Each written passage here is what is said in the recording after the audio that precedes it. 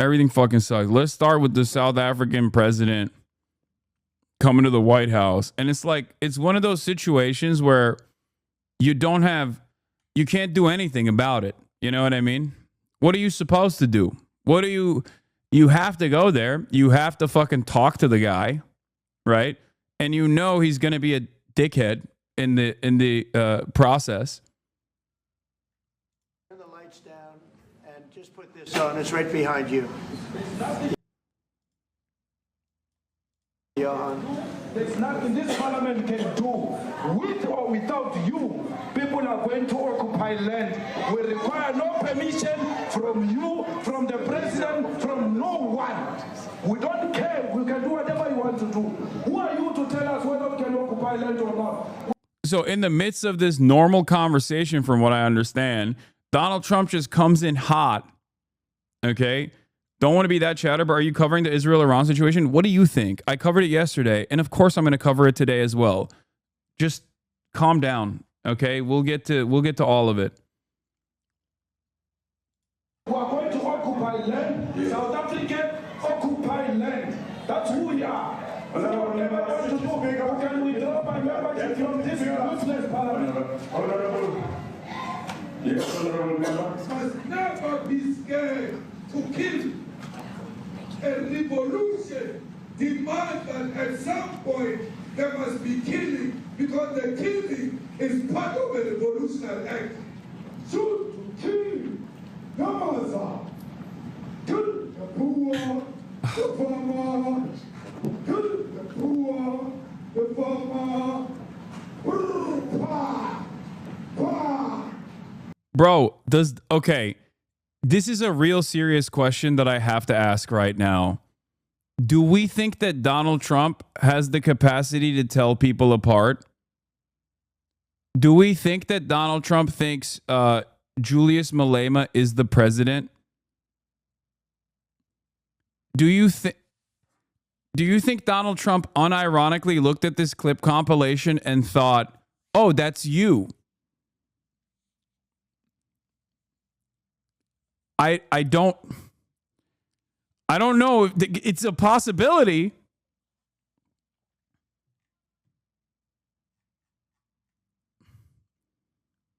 Because the guy that he's talking to is Ramaphosa, a totally separate guy. But I think Donald Trump might legitimately think that this person on the screen, a whole separate person, is actually the same guy that he's talking to right now.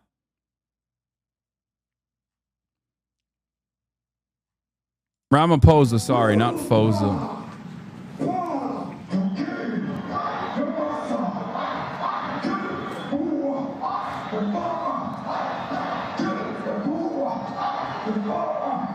The man of D-Day in PE is a white man. So these people, when you want to hit them hard, go after a white man. They feel a terrible pain because you have touched a white man. Not because Mashaba and Suri will not be touched. Why is he showing these videos? Because he's a embarrassing little gremlin, dude. That's why. Because he's basically Ethan Klein. Like, he's literally doing an Ethan Klein move here on the global stage as the leader of the most powerful nation on the planet. This is where we're at. Our president is a Facebook grandpa. Our president will look at memes and go, well, what do you have to say about this? This is what he's showing the South African president, okay, who is from a totally separate party, for the record, a clip compilation of Malema. Malema is the leader of the EFF, a separate party in South Africa. Okay? This is a totally separate human being. A group of older men meet in Washington to gossip about me. No significant amount of intelligence evidence has been produced about white genocide. We will not agree to compromise on our political principles on land expropriation without compensation for political expediency. I'm from the UK. Do Americans think this shit is as cringe as everybody else? I don't know. I assume no. They probably think this is brilliant. A lot of Americans also don't have the capacity to understand that this is a totally separate political party. They also don't understand that it is a constitutional right to do expropriation of land, and it never actually took place. It was one of the biggest criticisms of the ANC government in the aftermath of the dissolution of the apartheid in South Africa, and that the reason why the Boer in South Africa, the Afrikaners that are claiming that white genocide is happening, is because the ANC is moving in the direction of enforcing at least some of this constitutional right. Now, the constitutional right is land expropriation with market rate compensation. They're not just like going up to these dudes and being like, it's our land now, fuck off. They're supposed to, this is again a constitutionally protected right. Land expropriation and reallocation of land, redistribution of land is literally in the fucking South African Constitution. Okay? It's not just eminent domain. It's not just eminent domain. It's like this is the reparation structure that is supposed to exist because, lo and behold, this might shock you guys, 10% of the South African nation is white. They, however, own 90% of the fucking land because that's what it was. It was a fucking settler colony for the longest goddamn time. So, of course, there is supposed to be, 7%. Of course, there is supposed to be some reparations in this process. It was supposed to happen initially, immediately after the dissolution of the apartheid, and it never took place. And the enforcement at this point, I don't know what Ramaphosa thought to do in the situation. Like, have you thought to butter Trump up and hope he likes you enough? They brought him a golf book as a gift and also brought famous South African golfers law. Given that I think Ramaphosa did what he could, he didn't try to debate Trump, thank God. Yeah.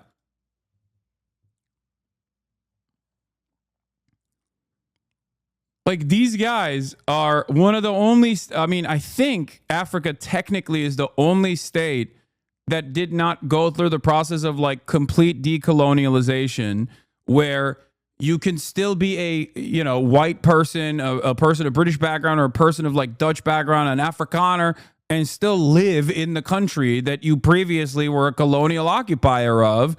And it's interesting because it's like, yeah, South Africa, yes. What did I say? The state of South Africa is the only state in Africa. No, the only state in Africa, the continent, if I'm not mistaken. I'm saying South Africa is the only state in the African continent where the colonial occupiers were not completely fucking purged from the ranks. I didn't say the nation of Africa. I'm saying it's the only state in Africa, the continent. Fuck!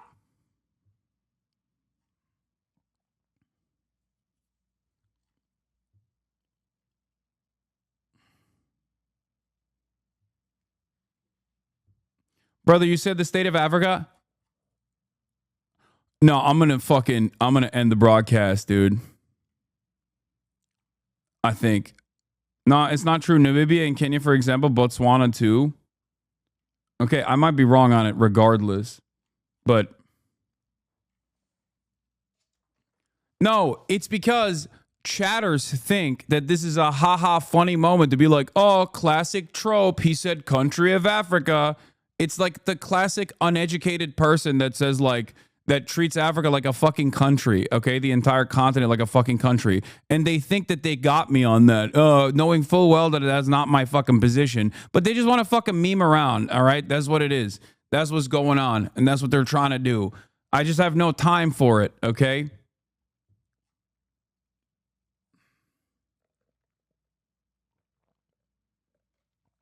Ramaphosa said that. It wasn't true. It was a clip from a few days ago. I know what you're talking about. Yeah.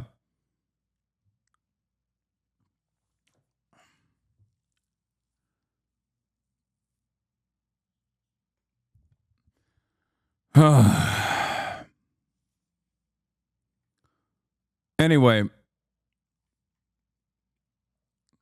the reason why I'm mentioning all of this is because I need people to understand. I need people to understand the background here before you fucking dive into a clip compilation of a person that Trump has identified as like doing white genocide. But the real reasons as to why they're claiming that there is a white genocide happening when there is no fucking white genocide happening is because of the slow legal process that the ANC is pushing for at this point, for at least like the lightest of land expropriation that was, again, a constitutionally protected right for the black South African citizens. That's it. And the ANC, especially at this stage, is like is not even a competent is not a competent display of leadership that they're engaging in. One might even say, even after the apartheid's dissolution, there was still there was still a lot of problems with their lack of interest in land expropriation.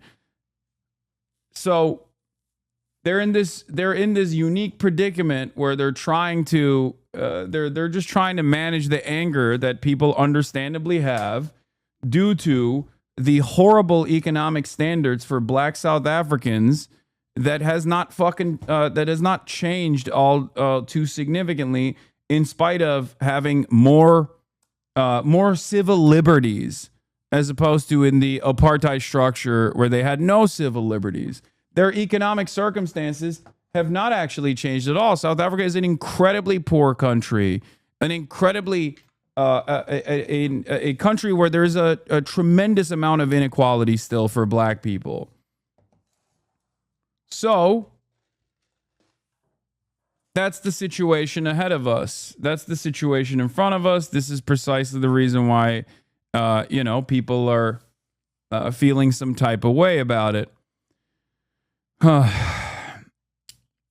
The other reason why they're claiming white genocide, there's a couple different reasons why they're claiming white genocide. Number one, obviously this is a major point for white nationalists, so Donald Trump is trying to fucking offer them a little bone here to say like, no, I'm with you, okay? Give them a nod. Give them a nod that he is still with the white nationalists, that their like pet issues are something that matters to him.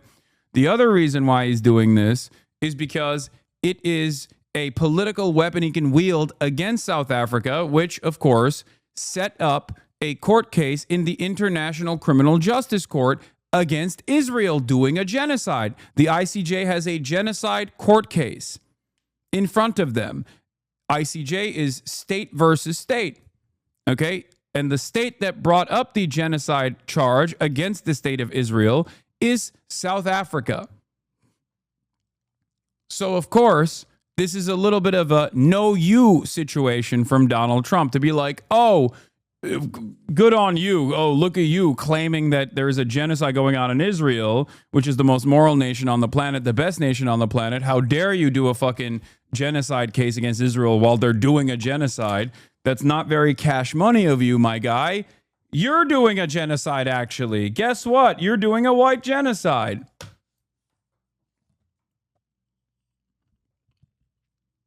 Someone asked him about the ICJ. Trump clearly had no fucking clue. It doesn't matter. It's not Trump that's setting this stuff up. It's Stephen Miller. Stephen Miller is the one who's setting this stuff up.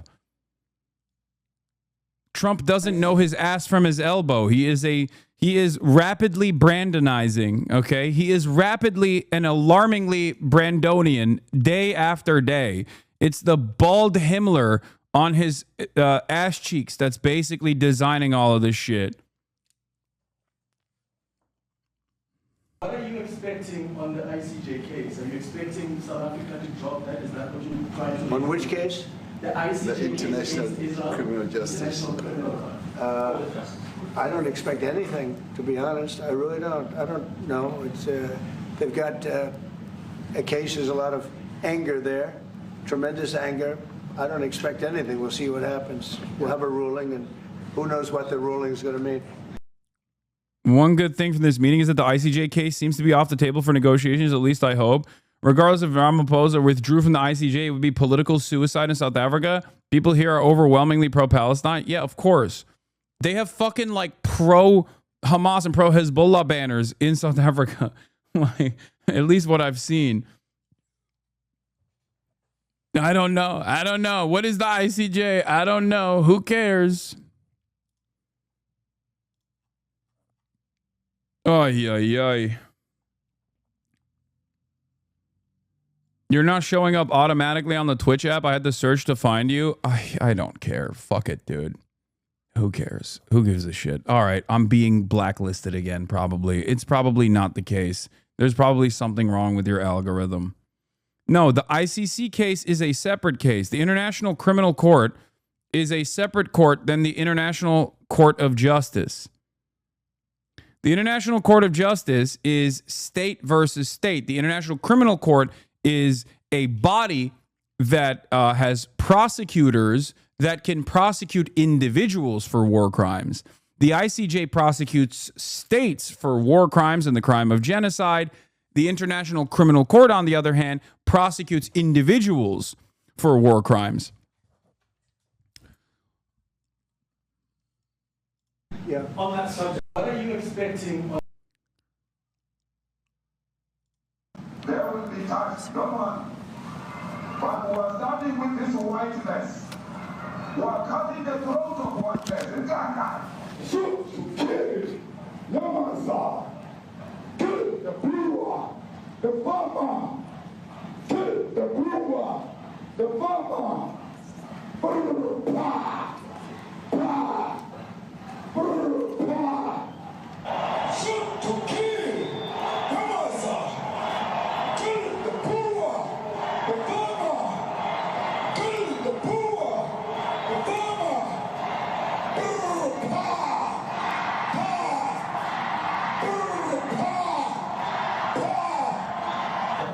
I don't know what's going to happen in the future. I'm saying to you, we have not called for the killing of white people, at least for now.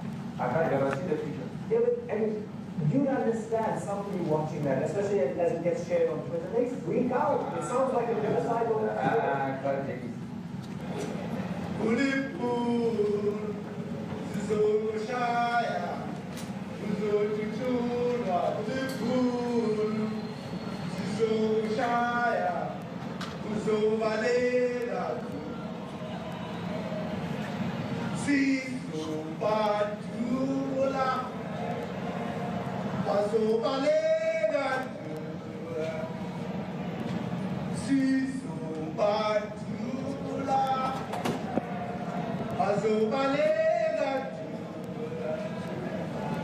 Who will expropriate land without compensation, whether they like it or not. If they object, they can seek refugee in America. Now, this is very bad. These are the... Being a guest in the Oval Office has become a chance for Trump to try to humiliate you in front of the world. I know. The problem is it's humiliating for Donald Trump. Of course, this is not something that... it's just like the Zelensky shit, right?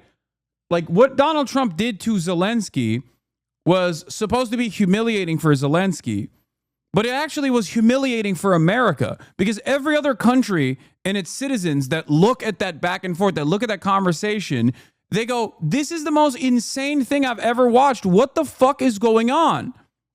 The problem, on the other hand, is that for average Americans, they actually do think that this is a display of strength and dominance because they're fucking stupid.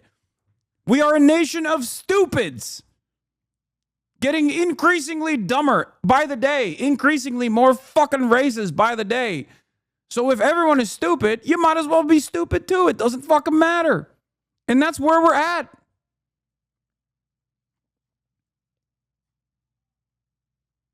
Every homeschooled nation, law 6%, 76% literacy rate in this goddamn country. Richest person on the fucking planet.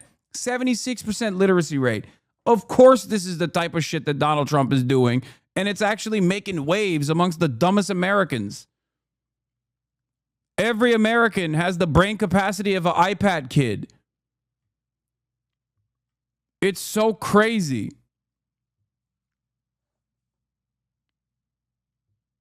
54% of adult Americans can't read above a 6th grade level.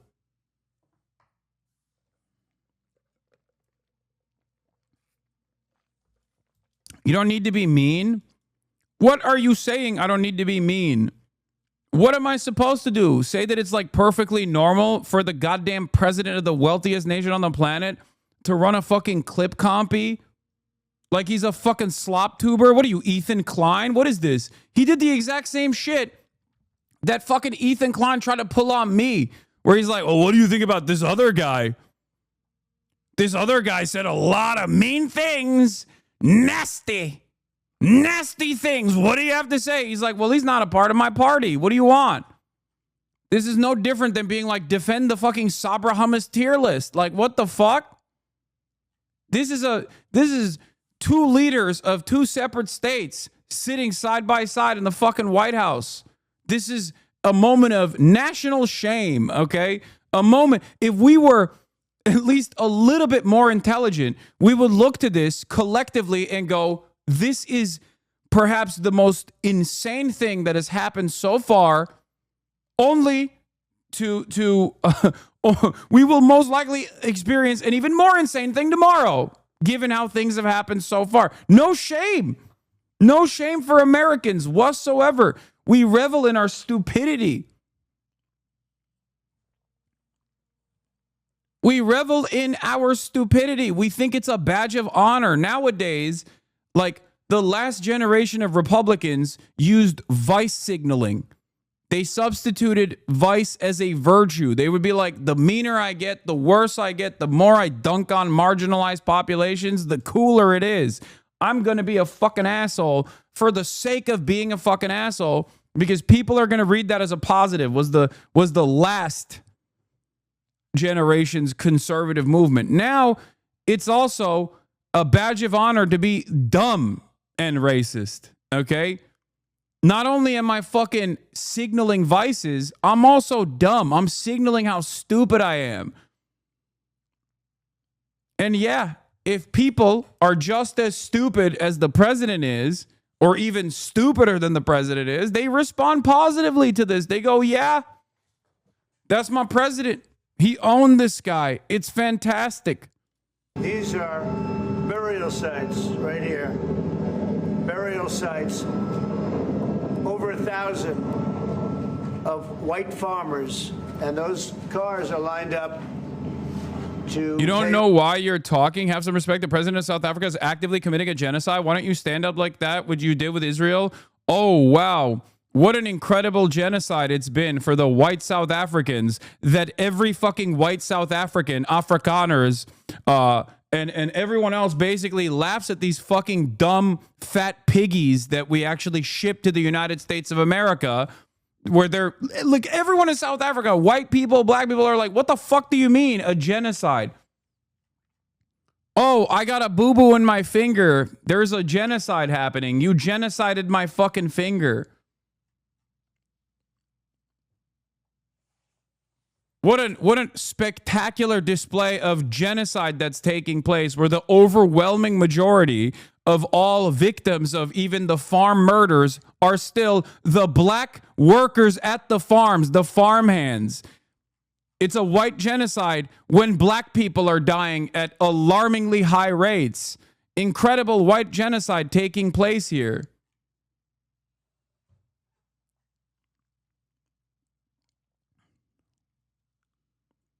Later on in the conference, they asked their white agricultural minister to speak, and he calls the genocide allegations completely insane. Yeah.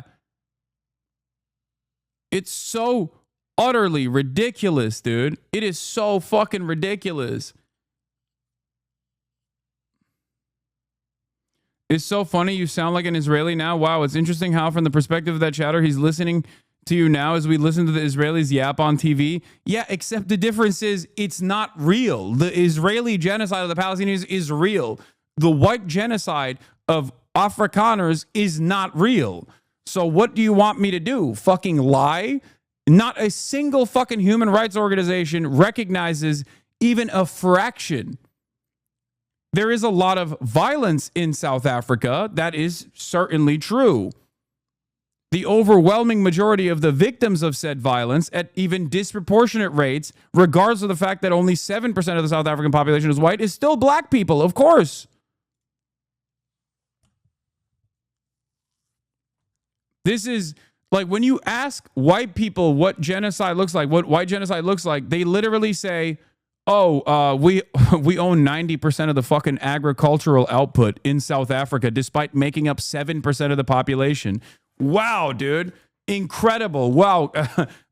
If only one day I could get genocided like that. You know what I mean? Or if you ask dumb fucks in like the UK or in America, white genocide is when white people voluntarily have sex with non-white people. That's what white genocide is. The Great Replacement is literally white people getting out-meated and out-competed in the marketplace of dating by dudes with salsa hips, okay? That's what white genocide is for the average American white person, the white nationalist who's like, yeah, I can't compete with a fucking Mexican dude who's way cooler than me. This must mean genocide is taking place, because that's what it is. They want to make miscegenation illegal, okay? They want to make race mixing illegal. This is the only way you can fucking, ensure the purity of the white race. Nobody even asked the question, like, why the fuck should there be a pure white race? Like, what are you talking about?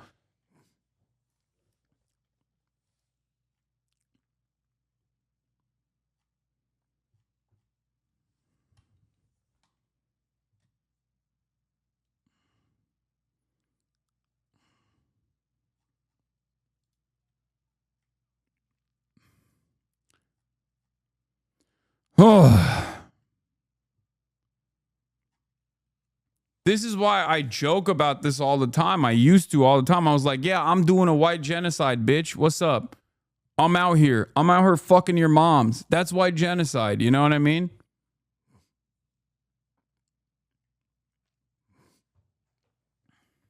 They're showing you on NBC right now. The DHS posted on X that Sav's experience was not politically motivated and sent us a statement saying, in part, lawful travelers have nothing to fear from these measures. Yeah. It's fucking bullshit. Allegations that political beliefs trigger inspections or removals are baseless and irresponsible. But it's not just regular travelers. Some high-profile names have also shared their experiences. I was invited to the back room to be questioned on my opinions on a multitude of different things, from Donald Trump to Israel-Palestine. Hasan Piker is one of the biggest left-leaning commentators online and believes he was intentionally held up for several hours at Customs and Border Patrol in Chicago last week. I don't know. The Department of Homeland Security denies that there was any sort of political targeting that took place here. But given the line of questioning and how directional it was, it did not feel that way at all. I don't think it's random at all. Nobody knows for a fact. Customs and Border Patrol is not going to say, this is why I flagged you. The DHS told NBC News that according to their data, although overall searches have increased, advanced searches at immigration sites have gone down slightly. But if you are the small percentage that it does happen, think about in advance what you want to do. Don't be logged into any cloud services. Another thing you can do is you can carry a burner phone. The more you say no, the more questions you're going to have, and the longer your stay at the airport's going to be. Now, all of these rights depend on your citizenship status. If you're a visa holder or here on a green card, for example, you likely have even fewer protections. The best thing Brad, the lawyer, says to do is to stay calm and answer truthfully. I mean, they are talking all about this on social media. Really interesting reporting there. Maya Eaglin, thank you. We appreciate it. The entertainment world is paying tribute to TV icon George Wendt. He died Tuesday at 67. My brother-in-law is a farmer in the South. They have 30 or so South Africans come to America during harvest season because they apparently can't get jobs in South Africa. I'm not defending Trump. His white genocide agenda is absurd. There's a lot of violence in South Africa, and the president even ask Trump for help in the video. The farmers I know even say there's no genocide. Yeah, the number of people that say that there is an actual white genocide happening in South Africa is so tiny. That's why it's extra ridiculous. That's why it's extra ridiculous that, like, it's like you got maximum 1,000 people together and they were like, we're being genocided. And then now the fucking leader of the most powerful nation on the planet is elevating this to a status, offering it dignity. It's insane. Like, only 58 people came, dude. And every single one of those motherfuckers are like, they own mines, they own fucking massive amounts of farmland. And I suspect they will still turn around and go back to South Africa eventually, too. Yes, I know Kneecap Mohara has been charged with a terror offense. I know that. I know.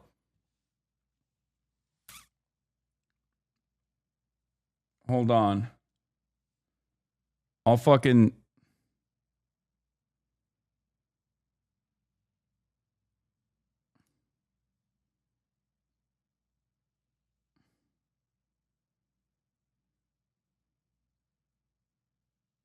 Yes, I know. I'm going to talk about it. Hold on.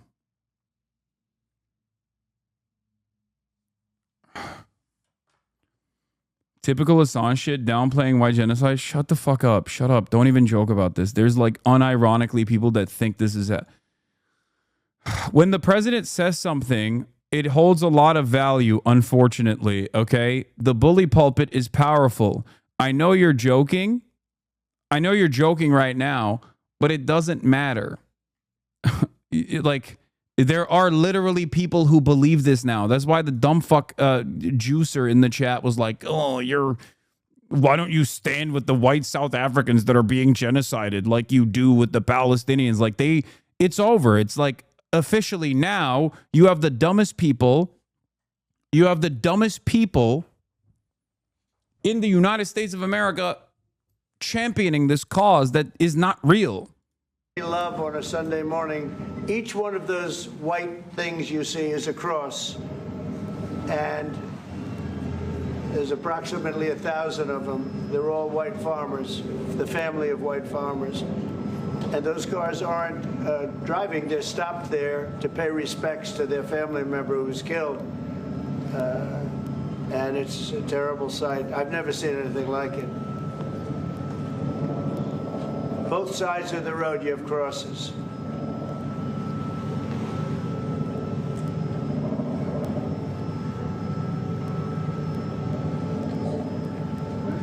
Those people were all killed. Have they told you where that is, Mr. President? No, I'd like to know where that is, because this I've never seen. I don't. Okay. I mean, it's in South Africa, that's where. To find out.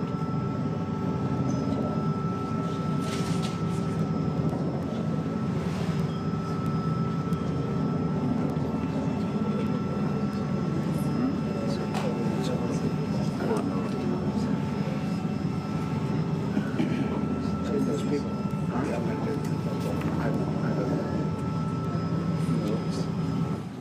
Okay.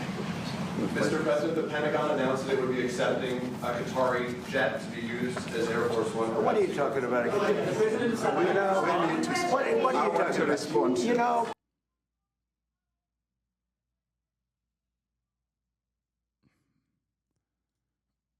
Elon is literally mentioned in the wiki page for that monument. The Witcreus Monument Place Mort Monument is a monument complex alongside the N1 route between Mokopane and Polokwane, South Africa, conspicuously located on the slope of Easterberg on private property of the Harms family. Since June 16, 2004, symbolic white painted metal crosses have been planted on the area. Well, you wanted me to fucking show you what real, anti-white South African genocide looked like. Now I'm showing it to you, okay? It's my accent, my worst accent. I know. Shut the fuck up. I know. I know!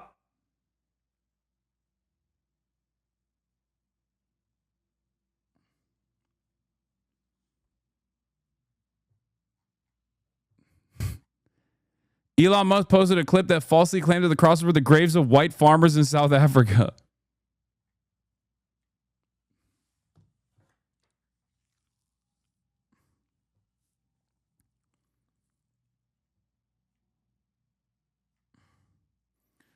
In 2004, farmers erected white crosses along N1 to raise awareness of the farm murders. Cyril and the road authority, however, objected to this, so that the crosses had to be moved further up the ridge. 300 members of the community met.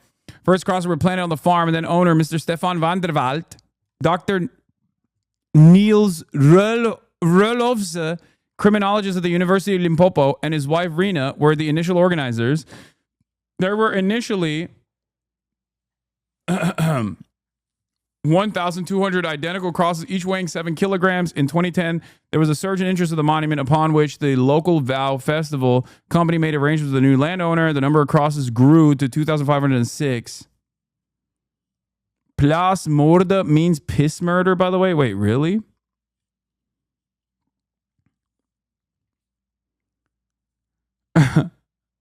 One of them commemorates the well-known white supremacist and neo-Nazi Eugene Terre Blanche, who was murdered on his Vendersdorp farm by 2 of his employees after an altercation of over unpaid wages.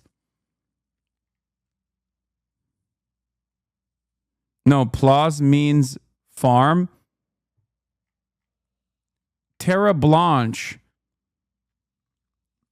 Eugene is an all-time hog? Yeah. Dude, a lot of people have never encountered South African hogs, by the way. So they don't even know how fucking insane. Like, dude. The Afrikaner hogs literally live in a different universe. They live in like a different century, okay? In their minds, they're not even just LARPing. They're like still trying to maintain. They're still trying to maintain the colonial extraction, like the direct old school colonial experience of Africa. It's not even in this universe at this point.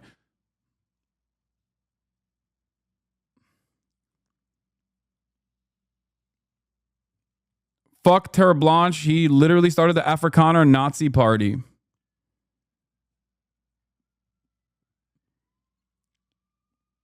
They're Israeli coded? Yes, of course they're Israeli coded. They also had an apartheid from the same time frame that Israel started its apartheid. South Africa also had an apartheid.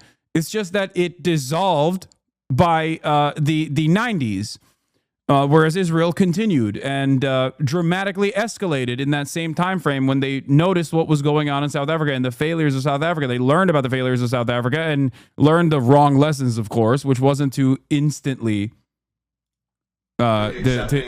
change what they were doing and offer citizenship and liberty to the Palestinians that they were oppressing. Instead, they went in the opposite direction.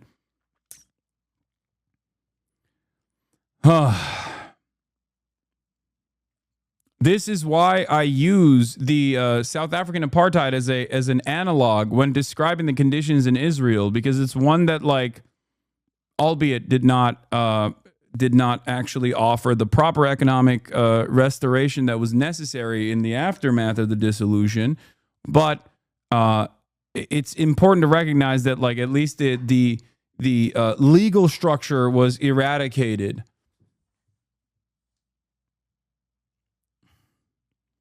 And you are watching dumb fucking Americans who are terrified of reparations point to South Africa as a country where they are doing what they fantasized newly freed black people would do in the aftermath of the abolition of slavery.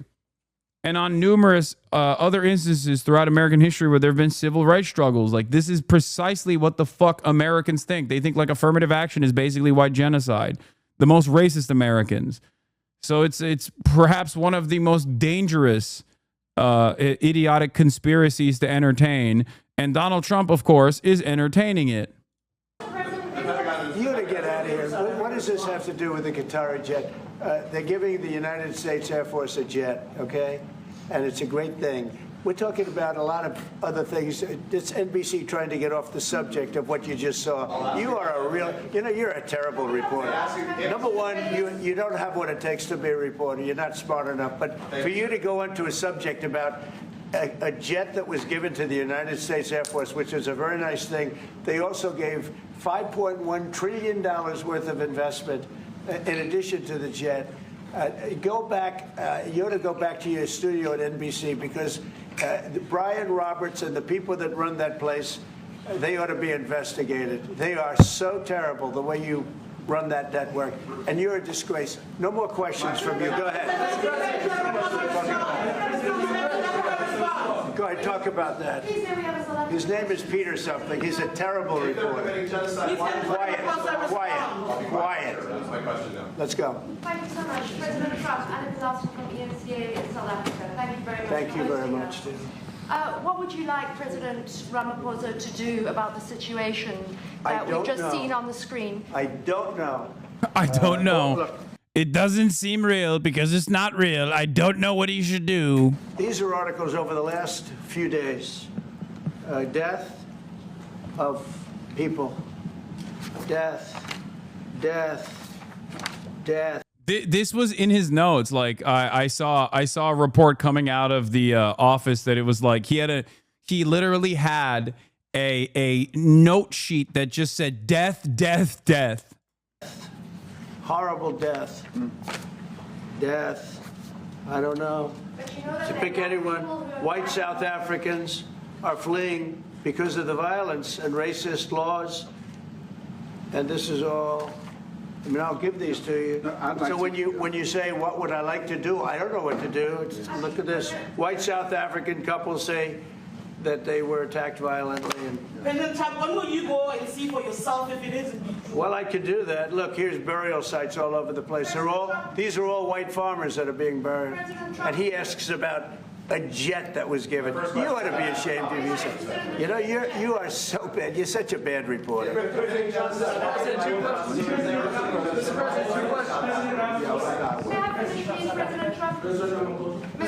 This is one after another. This family was wiped out. I'm just looking.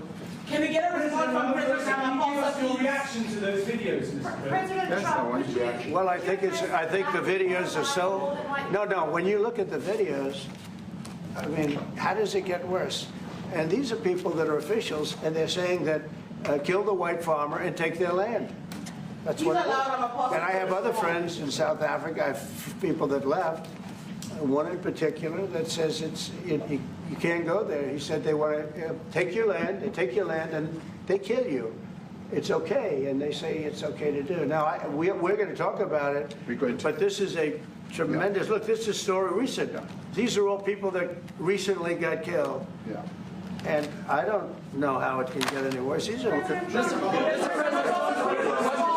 and you know, the man that we got the new 40 beheaded babies. This time, the Afrikaner edition. You saw the men that you saw, the people that you saw on that. Yes, I think it's also a way to undermine and soften the term genocide in the media zeitgeist, taking its power away when used for Gaza, as people see it used for this shit show, while also being like, hey, don't get any ideas, African Americans. That certainly is a part of this as well. You're not wrong. Well, those are officials. Those are people that were in office. They had one march. They had a dance. I hate this so much. I hate it so much. It's like, it's stupidity. It's dangerous levels of stupidity paired up with dangerous levels of racism. And it's getting elevated to a position of prominence by the fucking president. It's the worst. It's so bad. We are so goddamn cooked, dude. This is what happens when you got a fucking groiper president.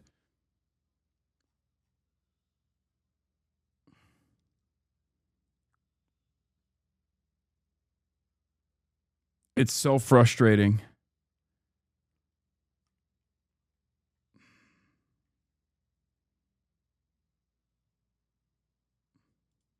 In your parliament, whatever you may call it, legislature. But let me clarify that. Yeah, let me clarify that, because what you saw, the speeches that were being made, one, that is not government policy.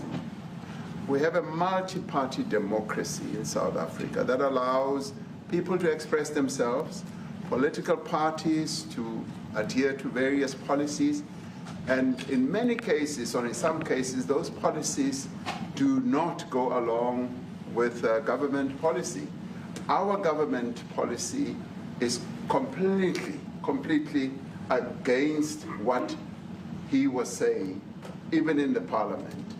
And they're a small minority party, which is allowed to exist in terms of our constitution. But you do allow them to take land. No. You do allow them to take land. Nobody can and take then when land. they take the land, they kill the white farmer. And when they kill the white farmer, nothing happens to them. No. Oh, just a maddening situation. Because, like, he's so cucked, he has to fucking play nice. He has to play nice. Yeah, luckily, Trump didn't make a bigger deal about the ICJ situation. Yeah, thank God he's so stupid. He doesn't know what's going on there, that he's not bringing that up to be like, well, you know, you say that Israel's doing a genocide when it's not. It's just defending itself. But you're doing a genocide to the white farmers. Why? Why doesn't he just rip him a new one in front of the cameras? I don't know. Because it's the United States of America we're talking about. Think about the unprecedented amount of power that they have on the global stage. If he wanted to, he could literally arrest this person and claim that he was arresting this person for the crime of genocide. Okay? Do you understand the amount of power that the American president has? They could literally arrest him on the spot and say, you're doing a genocide. I'm arresting you. What are you going to do about it? Once it was made clear that black people were possibly going to run South Africa, they had to dissolve their nuclear program, so they don't even have fucking nukes to retaliate, so they have no power. So what are they supposed to do? Who's going to go back and say, hey, what are you doing? Think about what Israel has done so far. The only reason why they're able to do this is because they are backed by the United States of America. So if, like, there is nothing that the United States of America could do that any other country is going to turn around and complain about. The only thing that people could do is just like try to play ball to the best of their ability and hope that like this insanity passes by.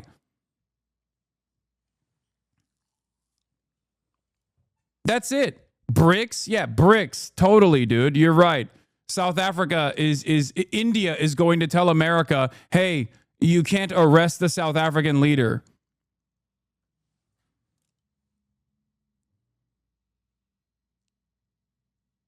What are you talking about? The only thing that I hope people can draw out of this is that this is in some ways not different than the way he treated Zelensky. Okay, this is yet another obvious showcase that like there is no real democratic process. What America says goes, and when this guy is holding on to the reins, he's already dropping the pretext of democracy or the democratic process or diplomacy, and he's just showing you exactly how this power dynamic works. That's what's so frustrating about this, is that all of those people that turn around and say, well, Hasan, you say America bad, but like, look at all the beautiful liberalism that America has engaged in. This is it. This is what was going on behind closed doors anyway. And now Donald Trump has made it so that everyone can fucking recognize exactly what this power dynamic looks like. There is nothing happens. There is criminality in our country. People who do get killed, unfortunately, through criminal activity are not only white people. Majority of them are black people. And we have now been utilizing... The farmers are not black. That's not true. It's actually the fucking farmhands that are getting killed. He's also wrong about that too. When he says like, the farmers are white, the farmers are white. No, the farm owners are white, and you're still wrong anyway. The farm workers are black. I wonder how that works. I wonder why it works that way. The farm owners are white. The farm workers are black. When farm murders are taking place, they're talking about the black people that are being killed in the farms. It's still overwhelmingly black people that are victims of all forms of economic violence, of all forms of structural violence and direct violence in South Africa. South Africa is a very imbalanced country, okay? There is a shit ton of wealth disparity in the country. It is still very much a de facto, if even though it's not a legal structure of apartheid, there's still a not so legal de facto structure of apartheid when it comes to the economics of everyday black existence in South Africa, as opposed to the Afrikaners and white South Africans that live in Johannesburg. I don't say that's good or bad, but the farmers are not black. And the people that are being killed in large numbers, and you saw all those grave sites, and those are people that loved ones going, I guess on a Sunday morning, they told me, to pay respect to their loved ones that were killed. Their heads chopped off, they died violently. And, you know, I mean, we're here to talk about it, and I didn't know we'd get involved here. But I will say this, that if the news wasn't fake like NBC, which is fake news, totally, one of the worst, ABC, NBC, CBS, horrible. But if they weren't fake news like this jerk that we have here, if we had real reporters, they'd be covering it. But the fake news in this country doesn't talk about that. They don't want to talk about it, but now they have to talk about it. But they won't. This won't even be a subject. They'll have him talking about why did a country give a free, think of this, why did a country give an airplane to the United States Air Force? Okay, the United States, not to me, to the United He's still talking about the fucking stupid ass plane, bro. White people are 8% of South Africa's population, but own 72% of the land. Black South Africans are 80% of the population, but only own 4%. But there's a genocide against white South Africans. So then you look more into it, and it turns out that there were a total of 50 white farmers killed last year, many of whom were killed by their family and friends. So white South African farmers are the safest group in the entire country, but there's a genocide against them.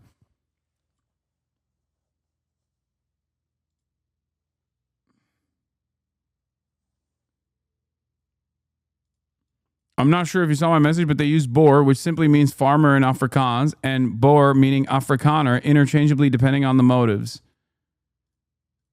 I don't care.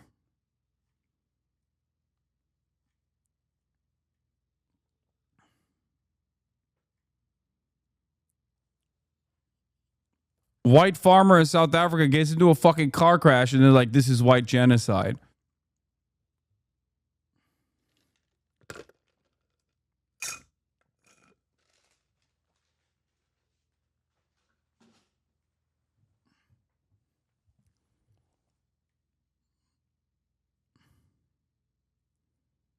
Now, here's the thing.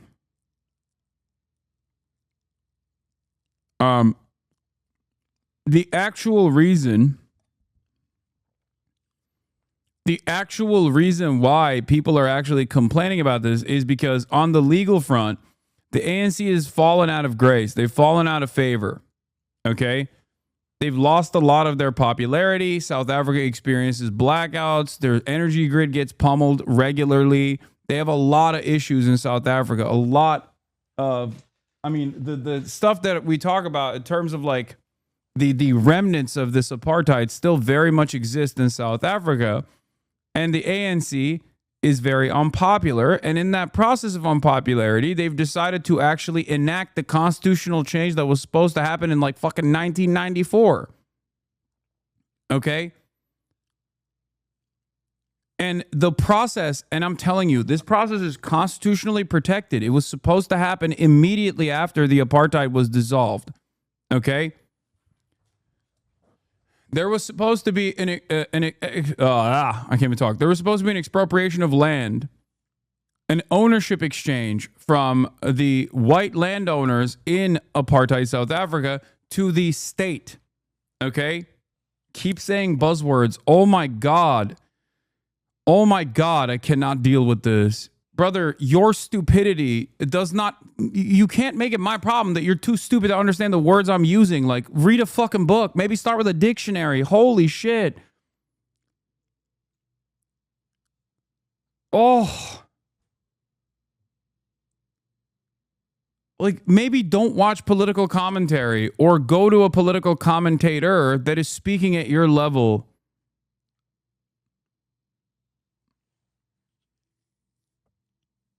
Said buzzwords, dude. What are we fucking doing, man?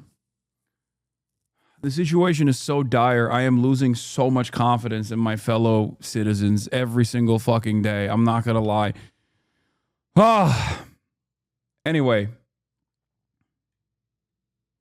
Chat brigading is getting worse. That means you hurt them, lol. I know. The soy right is... the soy right has maintained ownership over their feelings being hurt. They just like keep they have this crazy ownership over being stupid. Not defending the Kill the Boer song, but his history was in fighting the apartheid. They used Boer to refer to the Afrikaner supremacist National Party government. It was not referring to all white people. I know. And I also don't care that they sing Kill the Boer. Like, yeah, they do. Who cares? I don't give a shit. Okay? I don't care.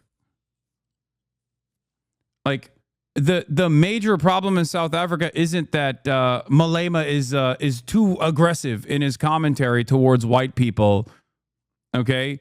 And he's edgy.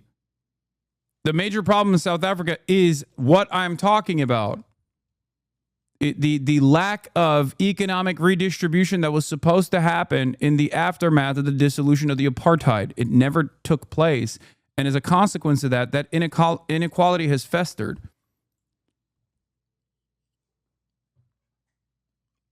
That's the actual issue. It's not like, mean words being said by the EFF. I don't care.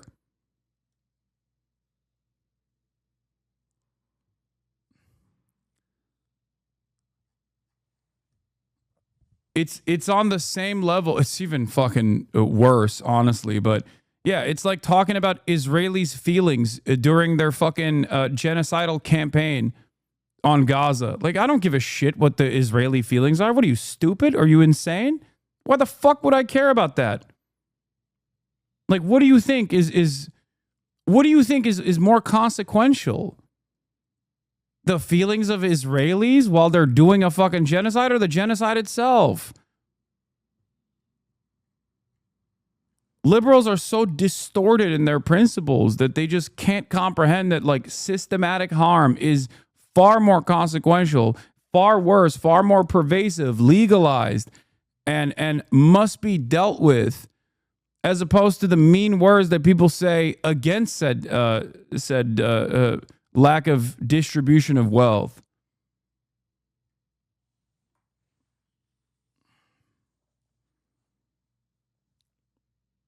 They're resetting the history of South Africa in the mind of the American? Yeah, I guess. Oh.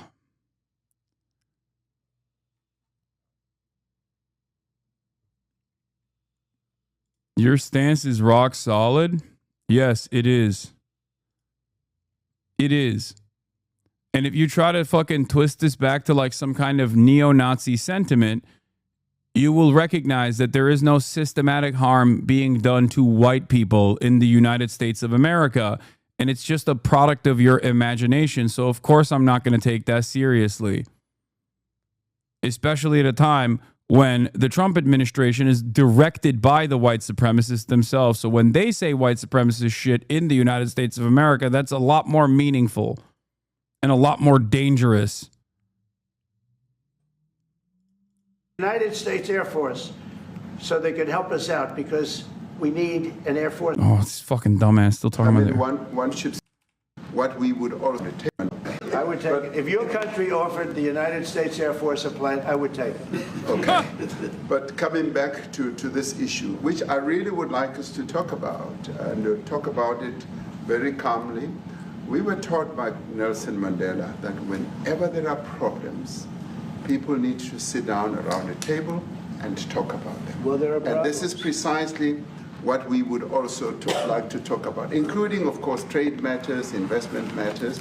So the issues that concern you as the United States. Those are all those are all deaths. Yeah, in many ways, I mean, one should say you are a partner of South Africa, and you are raising concerns, and these are concerns that we are willing to talk to you about. Let me just add quickly, you know, the criminality that we are experiencing in our country needs quite a lot of technological capability. And in one of our areas in South Africa, we're using US technology, which is able to, in many ways... I did not skip over the South African president wishing he could offer a plane. I heard him. And Trump said, I would gladly take your plane. I know. This is how we do business now, okay? It's literally paying the king for fealty, okay? That is how this works. Trump is the God King. He's got the heavens mandate, and every other nation leader has to pay the piper. They have to go up to the king.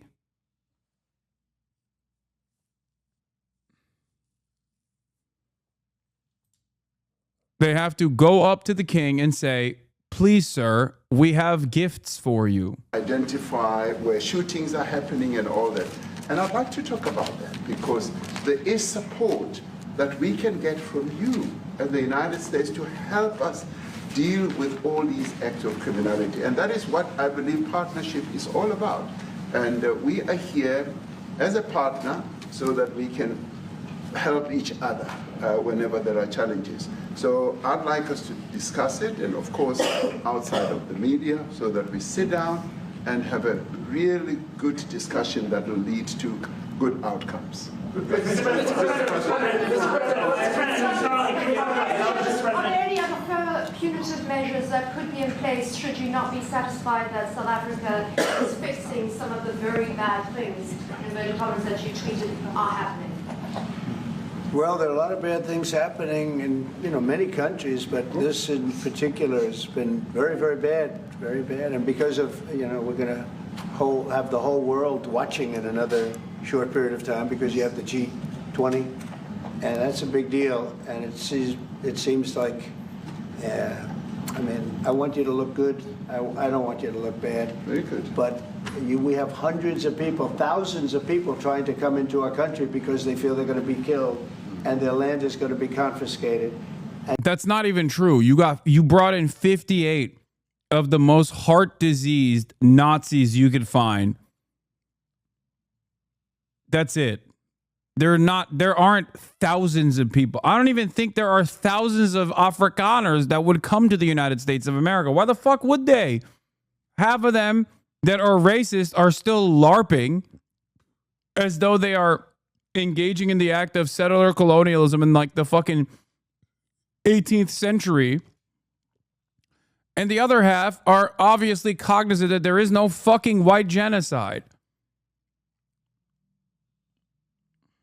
And you do have laws that were passed that gives you the right to confiscate land for no payment.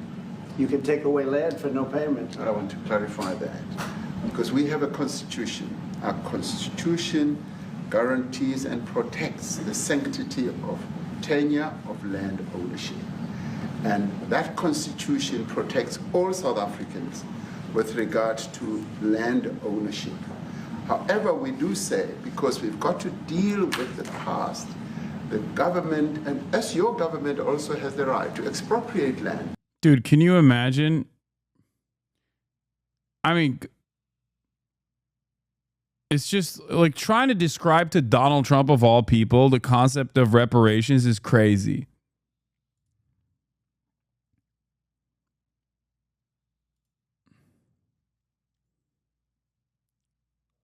Like perhaps one of the worst people to explain this to.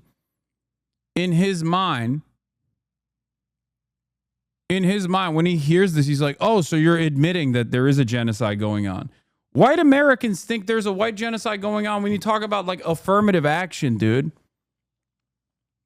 Deeply selfish, deeply stupid, deeply racist people. For public use.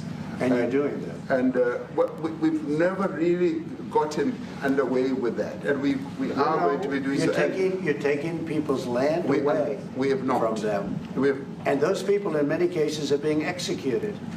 They're being executed. And they happen to be white, and most of them happen to be farmers. And that's a tough situation. I don't know how you explain that.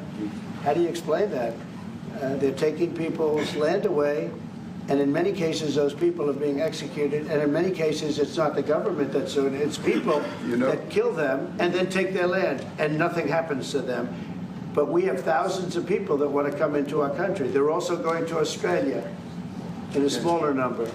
But we have thousands of people that want to come into our country, and they're white farmers, and they feel that they're going to die in South Africa, and it's a bad thing. Yeah, please. What can South Africa do? What concessions would you like to see them make to improve relations with the United States? Then I have one more for President Ramaphosa afterwards. Well, you know, we just spoke about, I got them a very, very complex machine, 150 of them. I was asked by the president if it could help, and I did that. And, you know, I have great feeling for all countries. I deal with all countries. But I have a great feeling for South Africa because I have friends. I have a couple of friends, a few friends here today. I have many friends from South Africa. But many of those friends are not, they can't go back. I have, Elon is from South Africa. I don't want to get Elon involved. That's all I have to do, get him into another thing. But bro, he's literally like, I'll send him back. I'll send him back and you're cooked. That's a threat, dude. That is the biggest threat possible. I'll send Elon Musk's annoying ass back to South Africa is probably the worst thing you can say.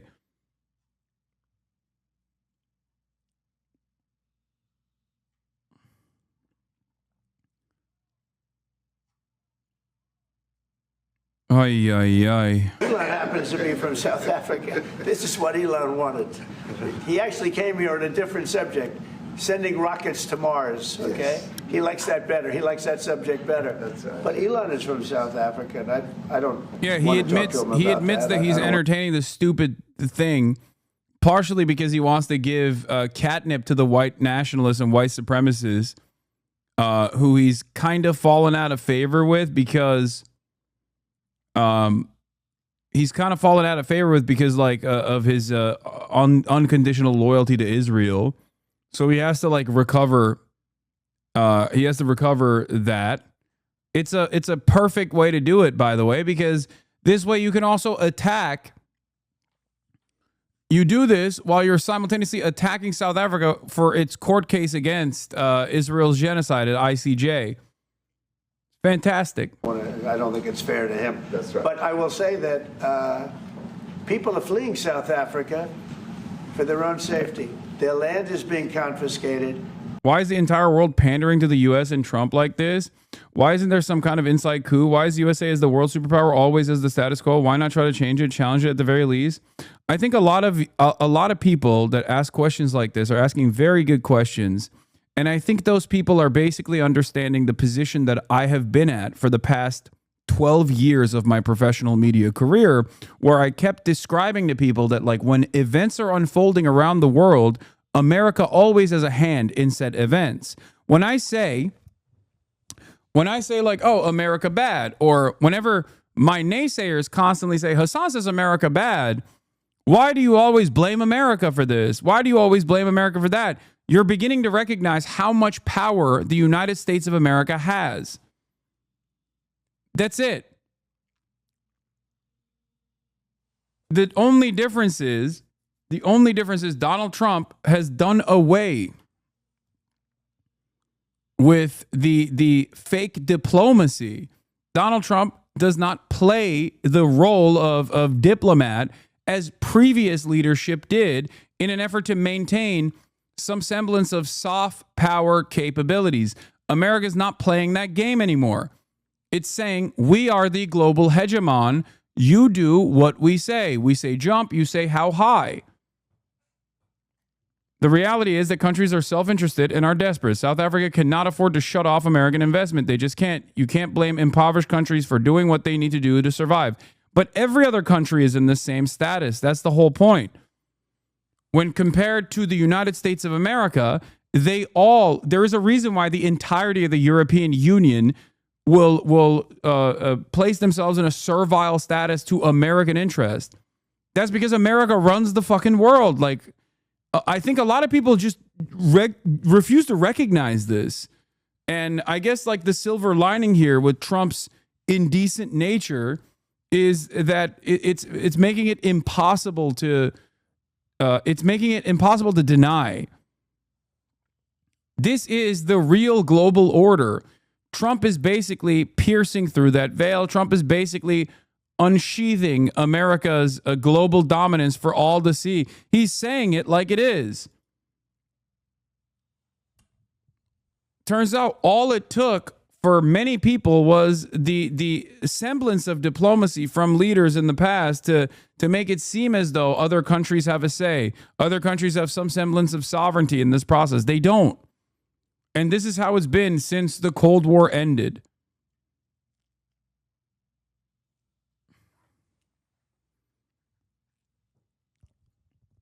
The most countries can do is basically try to leverage the United States of America for better deals by cozying up to China. That's what the BRICS is. And in many cases, they're being killed. And that scene of, you see how many crosses they have. Those crosses, that's a dead person in every one of them. And those trucks or cars are paying their respects to all of those dead people on a Sunday morning. That's a rough thing to explain away. And the problem we have, and the way, a correct and a fair media exposes things.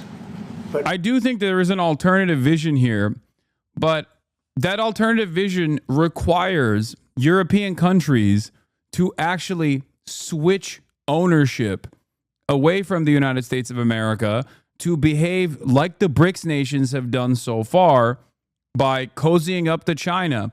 But they too are far too Orientalist in their framework to engage in this. They are, for lack of a better term, too racist for their own good. I'm not saying become China's lapdog. That's not what I'm saying at all. But what they could do in order to at least threaten America's hegemonic power status is to basically leverage build a better relationship with China in an effort to have more leverage against the United States of America, because collectively the entirety of the world, the entirety of the planet could actually take on American hegemonic power status. Obviously, a major hurdle against that is NATO.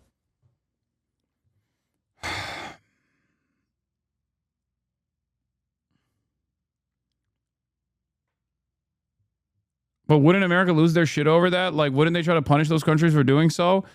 I mean, this goes back to the same principle behind what are they going to do? Kill all of us? Like, if there's only so much pressure. There's only so much pressure you can apply. Like, there are competing interests here. No, the answer is not yes. Okay. That's ridiculous. Like, there is another way out of this. Okay. Why do you trust China so much? They wouldn't allow our speech. Oh my God, I'm losing my fucking mind. There is real reason not to trust China. Look at and they are communist. You don't even know how to spell Uyghur. And then you used communist as a pejorative. You think I give a shit that the fucking Communist Party of China is communist? Yeah, no. That's not a pejorative here. That's a benefit, okay? Anyway.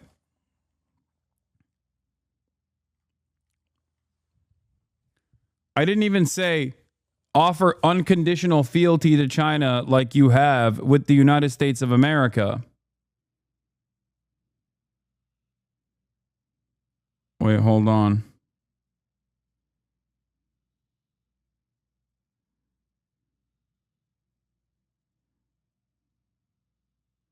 Wait 1 second.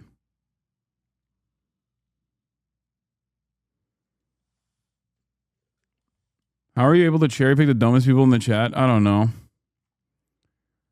Yeah, I'm not saying offer unconditional loyalty to China, become servile to Chinese interests. I'm simply stating that there are a lot of countries that are in the periphery that have cozied up to China in an effort to bargain better with the United States of America, and in an effort to get leverage. Okay? And this is what European leaders should be doing as well.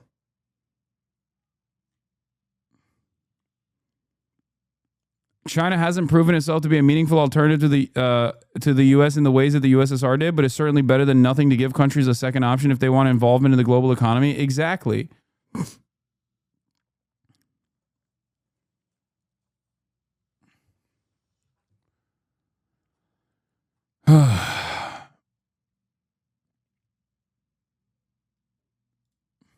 We have a very corrupt media. They won't even report this. If this were the other way around, it would be the biggest story. Now, I will say apartheid, terrible. That was the biggest story. That was reported all the time. This is sort of the opposite of apartheid. What's happening now is never reported. Nobody knows about it. So it's good. This is the opposite of apartheid. Okay, so it's a good thing. The opposite of apartheid is what? Economic restitution? Thank you. Exactly. I know he's too stupid to understand what he's saying. He's trying to say this is reverse racism. This is reverse racism.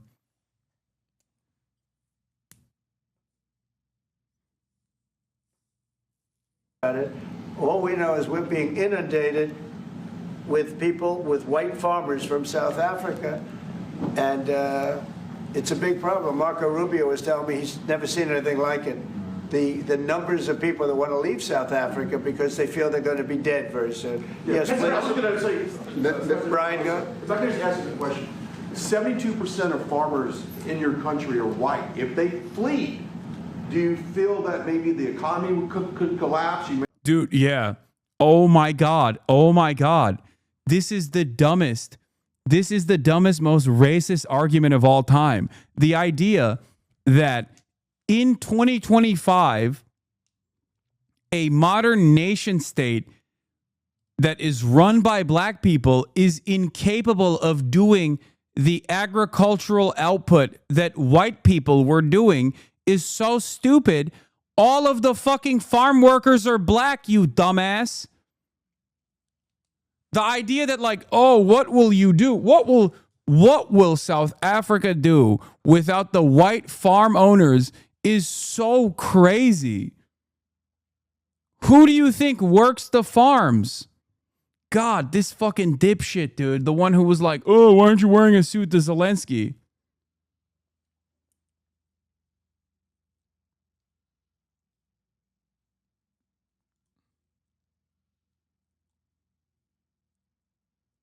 May not have a gap to fill in those people that need to replace those farmers. You know, I'd like my Minister of Agriculture, who is white, who comes from an opposition party to mine, who's joined my government at my invitation to address this very issue, including the question that you've just raised.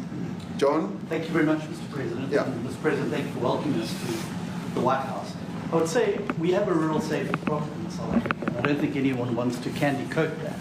And this is also part of the reason why I said like America actually taking some of the fucking white farmers off the hands of the South African government is not necessarily the worst thing. Partially because they're marginal and inconsequential, but also, yeah, great.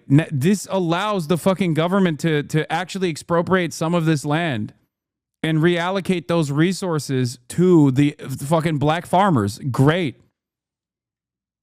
In a weird way, they're so racist that they're unironically helping the interests of black South Africans. That's why I jokingly said they're decolonizing Africa. I don't have an issue with that. I don't like if these guys want to leave because they feel like they're getting a shitty bargain here and they're worried that the government might take their land or something, then great. Like, leaving the land is great. There are so many racists on Twitter who have been like, you should salt the earth before you leave. Fuck those guys. And it's like, dude, you are such a piece of shit. Problem is that they still own the land. Nope, not a problem. Not a problem when you can, you know, when you could take the land. You could just take the fucking land. They're no longer there. It's your land. No, it won't happen. Black oligarchs will take it. Please don't make such statements.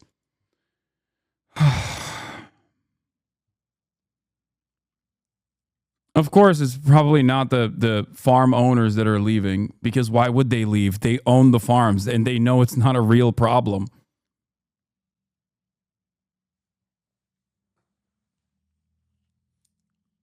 Black oligarchs? Yes, that is also not fake. That is real, for the record. That is a real thing. All that took place in South Africa in the aftermath of the apartheid was basically a couple black dudes were able to also reach the highest levels of wealth, and then that was it. It's not wrong to suggest that, like, the ownership changing from white hands to like a singular black one is not going to offer the economic restitution that was promised.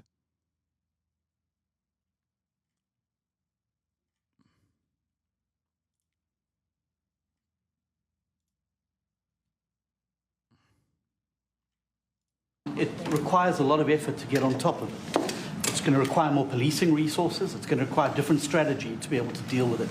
But certainly the majority of South Africa's commercial and smallholder farmers really do want to stay in South Africa and make it work. And I've just come from the largest agricultural show in the Southern Hemisphere with organized agriculture and farmers, and the majority of them want to stay. But they too there have a memorial to those who've died as a result of farm attacks. And as the Minister of Agriculture, it is something that I'm particularly exercised with my colleagues at police. There it is.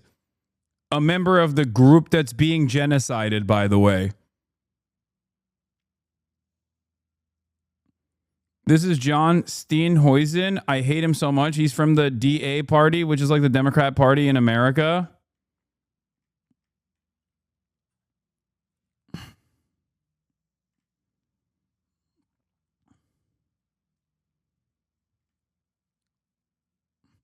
Pandaroo Raccoon, please stop fucking making the gorilla analogy. That's why you're getting ignored hard today. Okay? That's why you're getting ignored. Where you're making an analogy that uses gorillas when talking about South Africa. Okay? Perhaps that's the reason why I'm not paying attention to your fucking stupid analogy. Please stop. There's also 30,000 other people in here. Obviously, I'm not going to get to every single person and their unique commentary on the situation. And my colleagues in the justice cluster to start making farm attacks and stock theft a priority crime. And it affects all farmers in South Africa, particularly stock theft. It has a disproportionate effect on smallholder black farmers. I also want to just say this, that the two individuals that are in that video that you've seen are both leaders of opposition minority parties in South Africa, in Mkhonto weSizwe under Mr. Zuma and the economic freedom fighters under Mr. Malema. Now, the reason that my party, the Democratic Alliance, which has been an opposition party for over 30 years, chose to join hands with Mr. Ramaphosa's party was precisely to keep those people out of power. We cannot have those people sitting in the union buildings making decisions. And that is why after 30 years of us exchanging barbs across the floor in Parliament and trying to get one over on each other, we've decided to join hands precisely to keep that lot out of government. Because the day they get in to the doors of the union buildings in South Africa or control of our Parliament, that's what you're going to see. And that is why this government... Oh my God. Oh my fucking God. Oh my God. Ugh.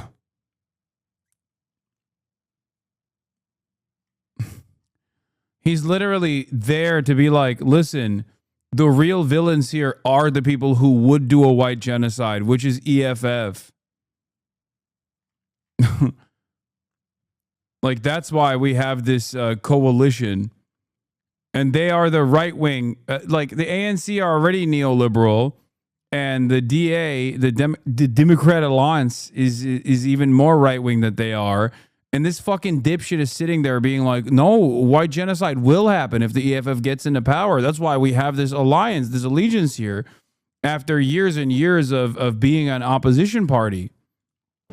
Working together needs the support of our allies around the world so that we can strengthen our hand, grow our economy, and shut the door forever on that rabble getting through the doors of the union bodies, because then South Africa's future would be... So you denounced that type of language in the video that you saw?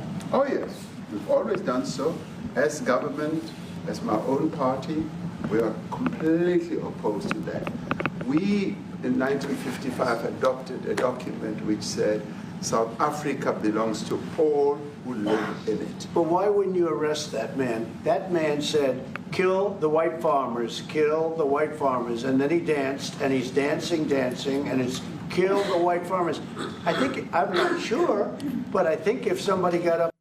I guess the answer to that question would be, if we don't actually do any sort of expropriation of land, they are going to win. Okay? Isn't that the whole point?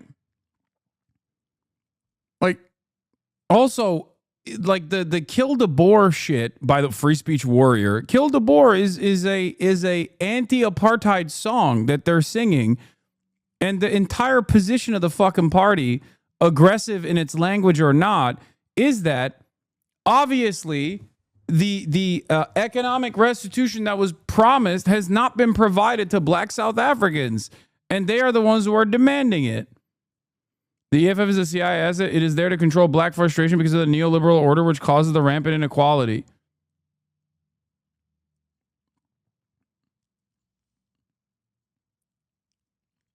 The Supreme Court here ruled that it is not hate speech. It's just excusing calls for violence.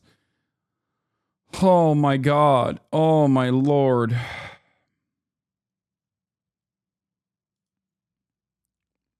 Yeah, this is the EFF manifesto. Frequently asked questions, okay?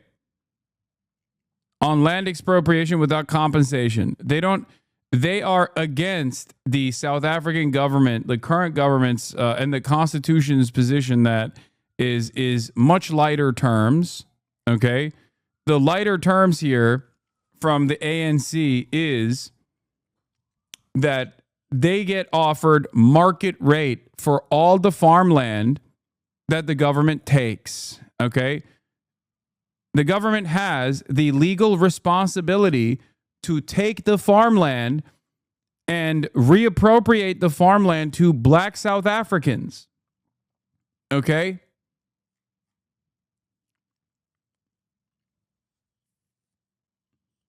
The EFF says, fuck that. No economic restitution whatsoever. And to be fair, I don't even disagree with that position. Like, what do you mean? Economic restitution for land that was stolen from the fucking population that lived there is already ridiculous. But we live in 2025. So I understand why this concession would be made. The very fact that people are still freaking out over it, though, when they want market rates, like what they're freaking out over market rates being paid out to stolen land for farmers, white farmers, is crazy. If you don't let that happen,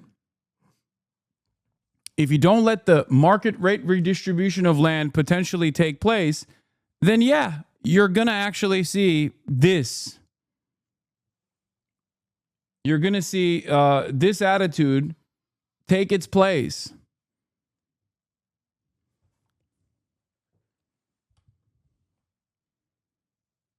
Wait, what? Sounds like there's some middle ground of taking the land away and giving assistance or market rate for some time or some discount being given. Interesting you say that, because that is the middle ground. Hold on. Up in Parliament and started saying kill a certain group of people, he would be arrested very quickly. That man is going all over South Africa, and that's not a small party. That was a stadium that holds 100,000 people. And I hardly saw an empty seat. That's a lot of people. That's a lot of representation.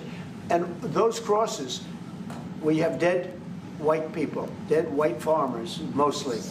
And you take a look at Australia, they're being inundated, and we're being inundated with people that want to get out. And their farm is valueless. It's valueless. And they just want to get out with their life. And this is a very serious situation. And if we had a real news or real press or media, we don't have that because they won't talk about this because they're all guys like that idiot. But if we had a real press, it would be exposed. And you know, the beauty of exposing it is it's like a cleansing action. When it gets exposed, it'll get fixed. That's when it'll get fixed. But people don't talk about it. And I'll tell you who's talking about the thousands of people that are fleeing South Africa right now. We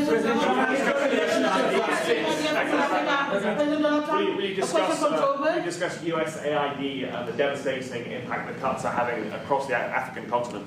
Yeah, well, it's devastating, and hopefully a lot of people are going to start spending a lot of money. And I've talked to other nations. We want them to chip in and spend money too. And we've spent a lot, and it's a tremendous problem. Sorry, that suggestion that you presented is literally the suggestion that the ANC government is starting the process of acting on, and that is what these guys are calling. That's what Trump is calling a white genocide. Going on in many countries, a lot of problems going on. The United States always gets the request for money. Nobody else helps, as you know. Europe doesn't help. Europe hasn't given anything. All they do is sue our companies. You know, they sue Apple, and they sue all of our companies. Apple had to pay $17 billion on a nonsense lawsuit. Very unfair. But we're going to always be there to help. The Afrikaner is Sherman Rice by South African Broadcasting. If this Afrikaner resettlement issue is resolved, you're going to go into a room after this, you guys are going to talk. If it is resolved, what is the potential for the future-looking relationship between the United States? It's got to be resolved. It should be resolved. It's a little bit bad when you see a stadium with 100,000 people in it, because that means it's more than just a little movement. It's a pretty big movement in South Africa. So it has to be resolved. It'll be the end of the country if it's not resolved. Hasan, your charitability is something I aspire to obtain myself. My brain shuts down when I hear racist people speak about anything involving a minority. I just want to... Vietnamese man waving his gun. Yeah. What? People are not 100% responsible for the actions of their ancestors. Some retribution seems fair. Wait, what? Yeah, yeah, except these guys are quite literally continuing that same exact unjustifiable hierarchy. That's the problem here. The problem here is, you know, that is what these guys are seeking to continue.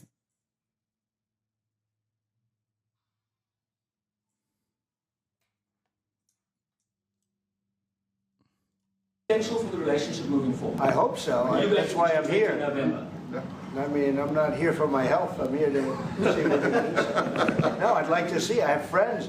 I can tell you, Ernie Els and Retief Goosen, they feel so strongly they wanted to be here on behalf of South Africa, not on behalf of me. And, you know, they said, can we be here for this? Because they love the country. Ernie, do you guys want to say a couple of words? I hate to put you in this. This is tougher than sinking a 3-footer. And they've sank many 3-footers. Thank you, Mr. President. And thanks for the honor of being here. We've known each other a long time. Yeah, they brought the golfer to appease Trump. Seemingly it didn't work. We're proud South Africans. I still have my South African passport. We travel with this passport, you know, and I got my visa here. So, you know, but we want to see things get better in our home country. That's the bottom line. It's been 35 years since the transition. President Ramaphosa was right in the middle of the transition time in 1990 and before that. So it's been 35 years of ANC government. And I know there's a lot of anger, through the transition. There was also a lot of stuff happening in the apartheid days. We grew up in the apartheid era. But I don't think two wrongs makes a right. President Mandela, when he came out of prison for all that time, didn't come out with hatred, and really unified our nation through sport. We won the Rugby World Cup in '95. 4 times. We won the African Nations Cup, soccer. We won some majors as golfers and so forth. So what I'm trying to say is, this has been a long time coming. That's why we really wanted to meet you, meet the administration, and see our way forward, because we still want to see our country flourish. We've got some great things going on. Business is getting involved with government. Farmers are getting involved in local municipalities, trying to rebuild some of the infrastructure that's been decaying for a long time. So there's a lot of coexistence going on and help from a lot of areas. But I feel we need the US to push this thing through. We've got a great ally if we can have the US. It's always been an ally of South Africa for a very long time, even in the days of the war, up in Angola. You guys helped us. So very important for us to have your support and get the change we need. Where did you do that well? You might have done that even better than he plays golf, which is almost impossible. Johan, please.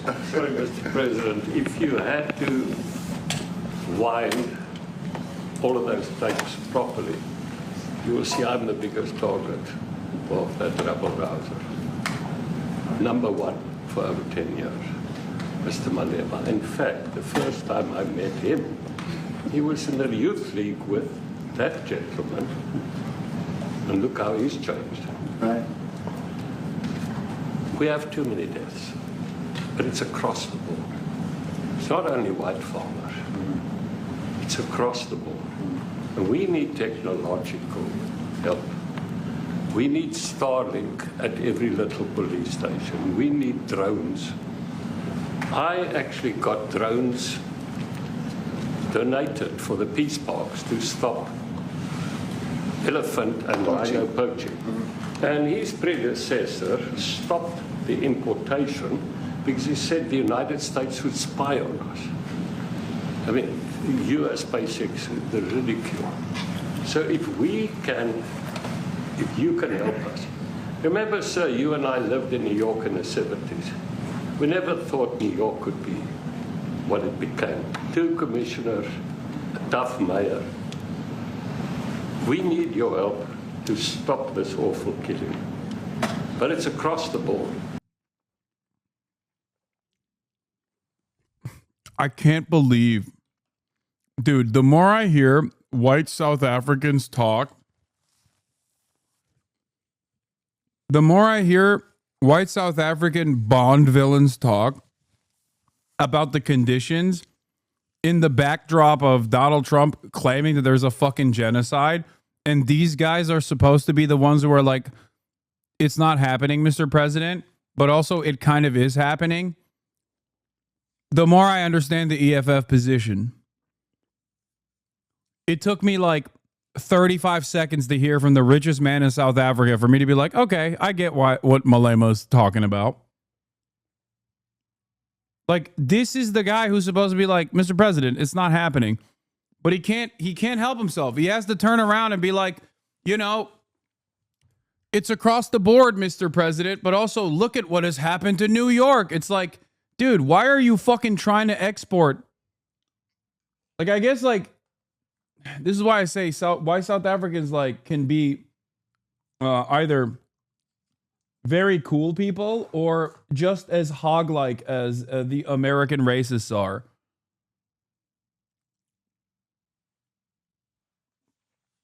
This is the guy who is like an American hog.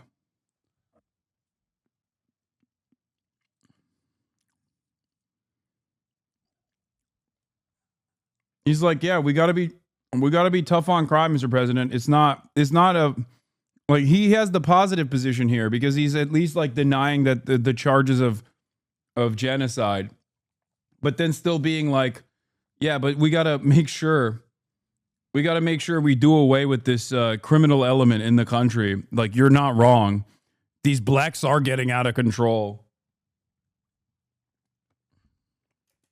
Ernie's right now building a house in George. I'm building 3 cottages for my grandchildren on a farm outside Grafrenet. I often go to bed without locking the door. And we have a serious problem with illegal aliens who stream across the border. And if you really look at our statistics, a lot of these murders, firstly, it's unemployment and illegal aliens. And then I met Vice President Vance many years ago at Charlie Rowe's show. My wife loved the book. And she reminded me this morning that you emphasized the devastation that occurs when big companies leave towns and cities, and there's a culture of dependency that develops. And I remember you discussing it. Now that's our problem. If we don't get our economy to grow, the culture of dependency and the lawlessness will increase.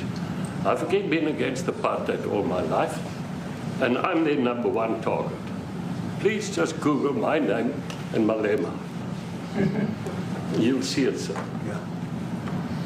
He marched on the farm. But the crime is bad.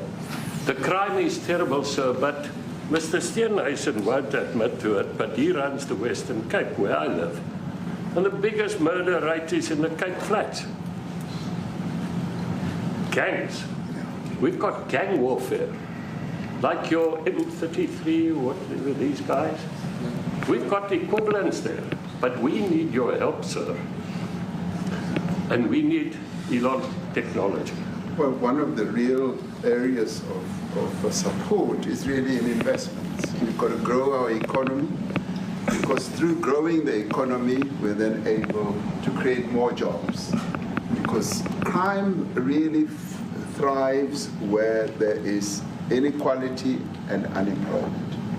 And that is one of the reasons that has brought us here, to improve our investment relations, our trade relations, so that we can preserve the number of jobs that your companies have created in South Africa. By virtue of what we export to you, we are able to create up to 500,000 jobs in the auto industry, in the agricultural industry, and a number of other industries, mining, where we export things to you. And we also know that as South African companies invest here, you are also able to create jobs. So it's a mutually beneficial relationship. So our main real reason for being here is to foster trade and investment, so that we are able to grow our economy with your support, and so that we are also able to address all these societal problems, because criminality thrives when people are unemployed, when they have no other hope to eke out a living. So that is what we need to resolve. And your support, your partnership with us is what is really going to give us a strong capability to move forward. Retief, excuse me, do you have anything to say? I think Lil Bear is correct. Ramaphosa was so good at glazing Trump without conceding. I won't vote for the man, but he's incredible with diplomacy. He navigated this so well. I will give credit. I feel like if you are a black South African politician, you know your way around talking to racist white people. Like, I feel like it just comes with the territory.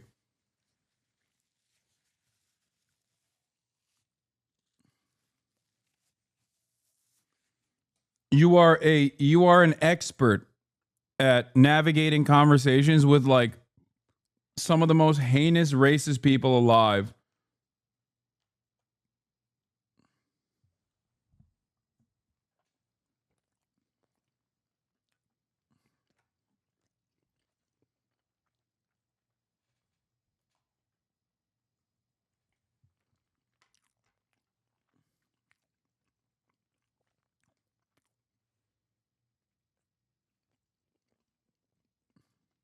I don't want to leave you out. You know, the guy won 3 or 4 majors. 3 or 4? No, only 2. 2. That's a lot. By the way, 2's a lot. A lot of tournaments you won, too. You have anything to say? Yeah, thank you, Mr. President. President Ramaphosa. I grew up in an area in South Africa that is a farmland area, Polokwane. And there is some issues up there. Obviously, my dad was a property developer as well as a part-time farmer. And yeah, some of these buddy farmers got killed. The farm is still going. My brothers run it.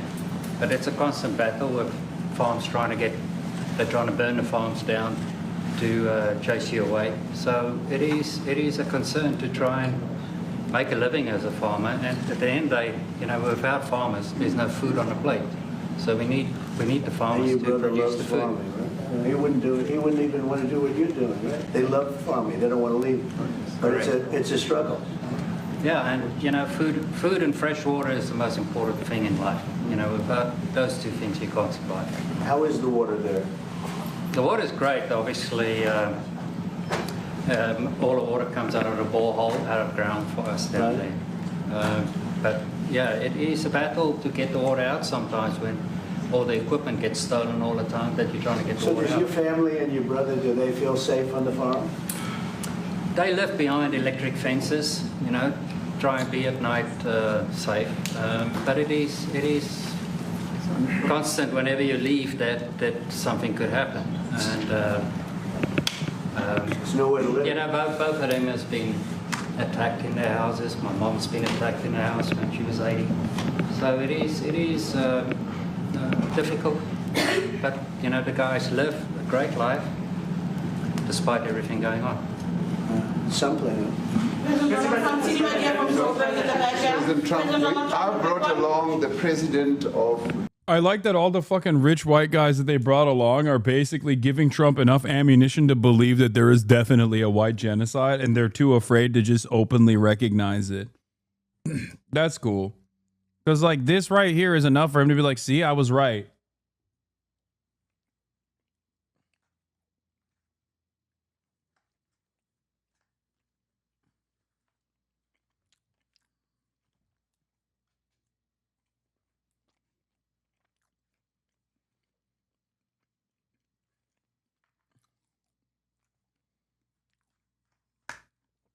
Like, they're saying it's not a genocide, but basically it kind of is. Thank you, Mr. President, for saving South Africa.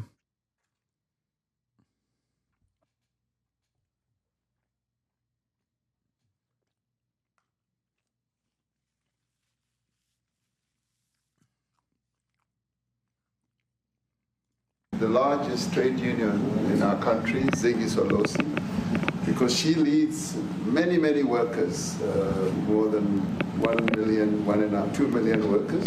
And maybe we should give her a chance to say something because she's come all the way to join us. Thank you very much, Mr. President Trump, for having us, and President, for extending the invitation to us as organized labor. And I must say that we are here to support the initiative that has been made by our government with business, of course, as organized labor. We've been coming to Washington on the AGOA trade relations in the previous regime. And I think at the center of it all, for me, it is exactly what Mr. Rupert has said, the importance of us growing the economy. We have always emphasized when we were here and kept on coming and negotiating on AGOA that the 600 US companies that are based in South Africa as you said, President Ramaphosa, 500,000 jobs will be wiped out. We need more foreign direct investment in our country. We are not just talking about those that will lose employment, but we are talking about over 40% of people that are unemployed, that have no hope.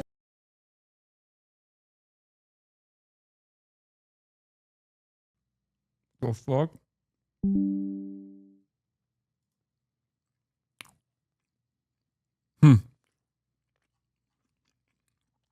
That was crazy. Quick on and off there.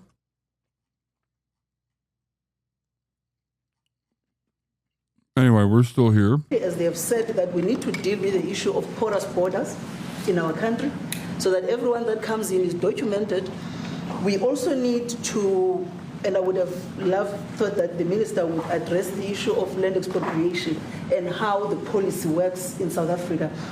Recently, President, as you were preparing to come here on the news, in, I think it was in Natal, there was a handover of farms. And white farmers were saying, we are donating the land, but also there's a willing buyer, willing seller in South Africa. So there is no expropriation without compensation. But it is a willing buyer, willing seller. And that white farmer was even saying, President, that the government is even paying more in buying the land than what the land is worth of. And I think those are the realities, President, that we must say that we need to address, of course, but also the importance of agriculture linked to AGOA. People rely on it, and I think, as Retief have said, for survival and living.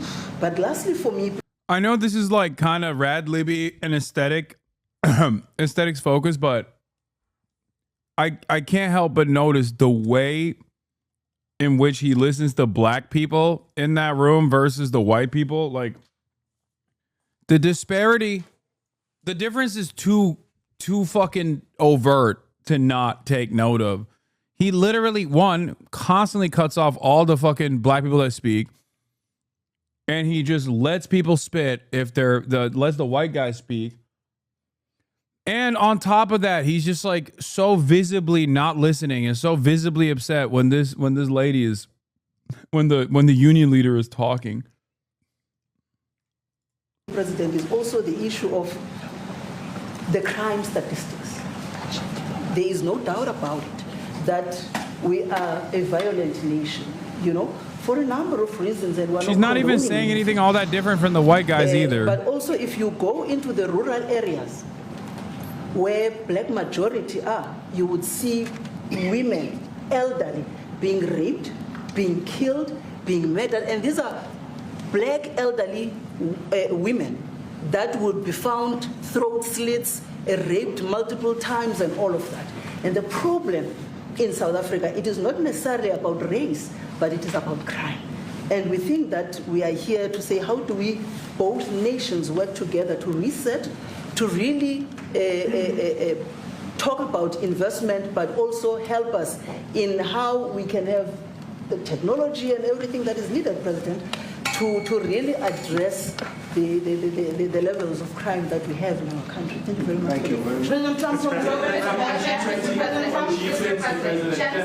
Genocide is a very strong word. I'm wondering if you've made up your mind as to whether you believe genocide is occurring in South Africa, or you still doubt, and if you have made up your mind, why invite President Ramaphosa here today? Well, I haven't made up my mind. I hate to see it from the standpoint of South Africa, but also, you know, I'm trying to save lives. I'm working with Russia and Ukraine. I don't have to do that. It's not our war. It was started by other people. It was helped along by our past administration. It would have never happened if I were president, but I'm trying to save lives, and no matter where. Rwanda, I have nothing to do with Rwanda and the Congo, but I felt I had a very talented person in this administration, and I sent him there, and he did an unbelievable job, I think. I mean, we're going to find out, but he's done the hardest part of the job. It should happen. If I can save lives, I want to save the lives. If it's in Africa, that's great. If it's in Europe, if it's wherever it may be. And it's a very small investment to do, believe me, compared to what the consequences are. So I hope we can do something. Look, I have so many friends. These two men, I have great admiration for them because I know what they do for a living. And that's a very hard living, going from city to city, from country to country, and hitting a ball 350 yards like they do. And better than you and I. Getting the ball in the hole. It's a very tough, with lots of people watching, right? Yes, that's a very tough living. You know, they're champions. I respect champions. And I respect very much, and I think the country is very lucky. They really wanted to be here. That's true. They could be elsewhere. They could be on a It really fucking fairway worked, bro. someplace, It and, actually they wanted worked. to be here. Like bringing the golfers is such a stupid juvenile thing, and it literally worked. Like he's laughing because he's like, I can't believe how stupid this fucking guy is. All you need to do is give him a golf book and then put him in the presence of a couple golfers that he recognizes, and he's set. He's like, I don't know, maybe no genocide. After all, this golfer said, and he's white, no genocide has taken place. So I guess there's no genocide now. My bad. Bye-bye.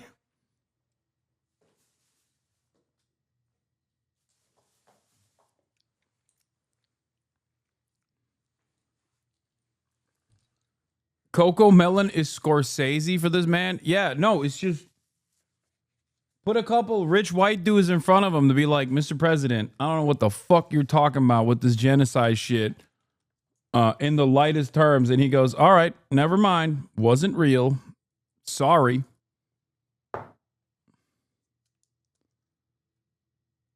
Yeah, if there were fucking Palestinian golfers, maybe he would stop the fucking genocide that he is participating in. That was the big issue here, I guess.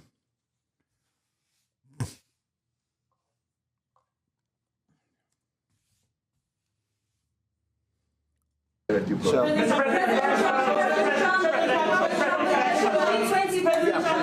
name is Yanda Mobile from Newsroom Africa in South Africa. How important is it for the United States to be at our G20 summit in November, given the relationship between our two countries? You've just heard what has been said to you just now. Are you coming, and are you preparing to come? So without the United States, the G20, just like the G7, used to be the G8, but brilliantly they threw Russia out. It would have been a lot better if Russia was in. You know, a lot of people would say, oh, that's not it. Because if Russia was in, you probably wouldn't have this war. And if you had a different president, you wouldn't have the war either. But we have a G7. It's important that the United States is in both of them. I think without the United States, it's I really believe it's not very important. It's not the same meaning. As I said to President Trump, the U.S. really originated the G20. And it's important that the United States continues to play a key role in the G20. And we are privileged to be the president of the G20, but we are even overjoyed that we are going to hand over to the United States, who are the originators. And for that reason, I expect the United States to continue playing the leadership role in the G20 together with other countries. And I've said when I initially spoke to President Trump on the phone, I want him to come to South Africa for a state visit, and I also want him to come and participate in the G20. And I want to gladly hand over to President Trump to take the leadership of the G20 forward in November. Thank you very much. Thank you very much. Thank you. What is it going to take to convince you? They don't want to leave. They like you so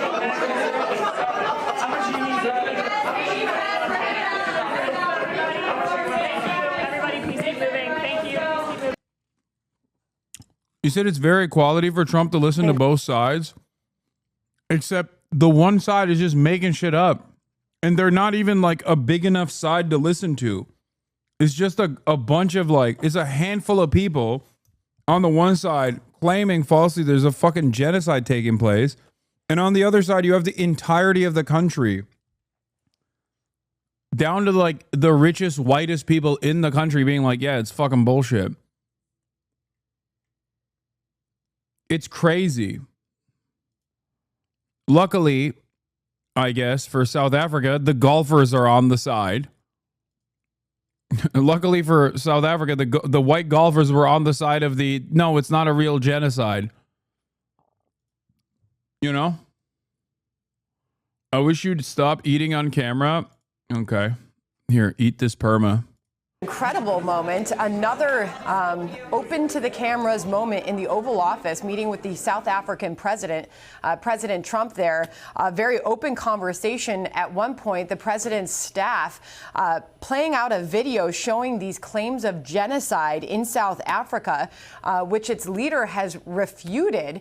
An amazing moment, Trace, and welcome everybody. I'm Sandra Smith in New York, to watch this in real time. Yeah, and I'm Trace Gallagher in Los Angeles. John Roberts has the day off. This is America Reports. It really was fascinating because it became this kind of very congenial press conference between the South African President Cyril Ramaphosa as well as the President Trump. And they had golfers, Ernie Els, Retief Goosen from South Africa, and it was very fun. And then they played the video, Sandra, of these allegations, the video of these groups, including groups that Elon Musk has pointed out, like the economic freedom fighters, that believe that there is genocide, that have called for genocide in South Africa, this time against white farmers. President Trump has given those farmers refugee status. He was asked a question about whether he believes there is genocide, and he said he didn't know, but he clearly is concerned that some white farmers in South Africa are being targeted because he has done many things to try and alleviate those harms. Another moment of transparency from this White House, the promised transparency. This went for about an hour and 6 minutes. Trace, let's bring in Peter Ducey, our White House correspondent, is standing by.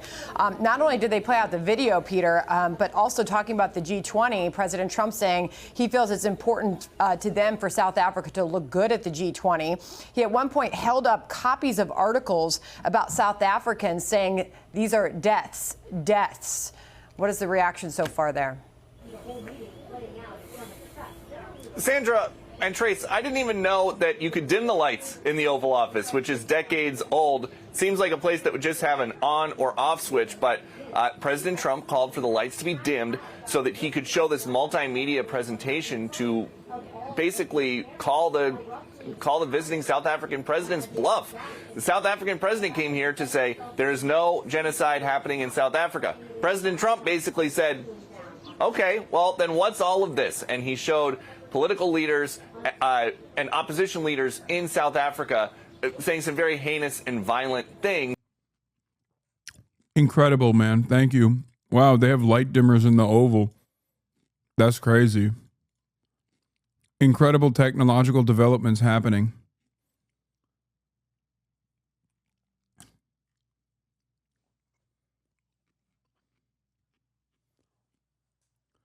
Oh, Peter Ducey. All the worst douchebags are winning, and I genuinely fucking despise it. One of the worst aspects of this government, aside from like the metric ton of evil they're contributing to, is also how galvanized the stupids have gotten in the process.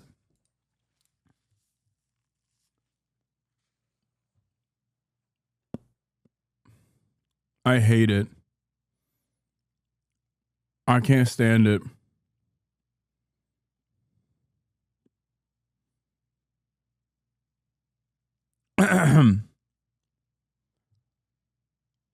According to their standards, wouldn't Gaza be a genocide? No, there would be a different... If what's happening to white farmers in South Africa constitutes a genocide, then you need a different name for what's going on in Gaza. Like, you can't call those two things the same thing. Like a mega genocide or like a super Holocaust or something. You know what I mean? Like, that's crazy. Even the Holocaust itself would have to be named something different. Like, it's just not, you know, it's not comparable.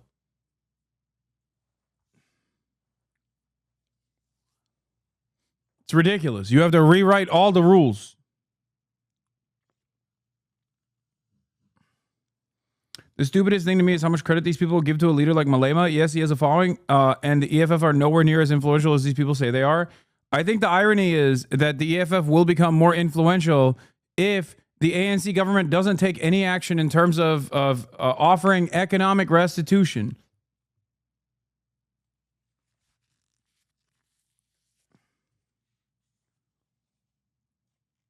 Like, that's it.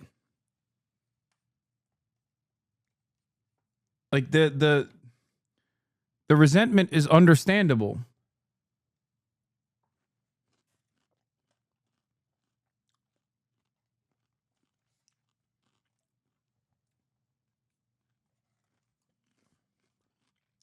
Because, like, you have to remember something. The EFF is not arriving at this position that we look at as, like, crazy and violent out of nowhere, or because they just, like, racially despise white people. Their anger is born out of the false promises made by the South African government in the aftermath of the apartheid. South Africa, broadly, is really fucked up still. That's what all of those, like, rich white guys were also addressing as well. Some of them refuse to talk about the real victims, which would be the black South Africans, who are still in horrifying material conditions.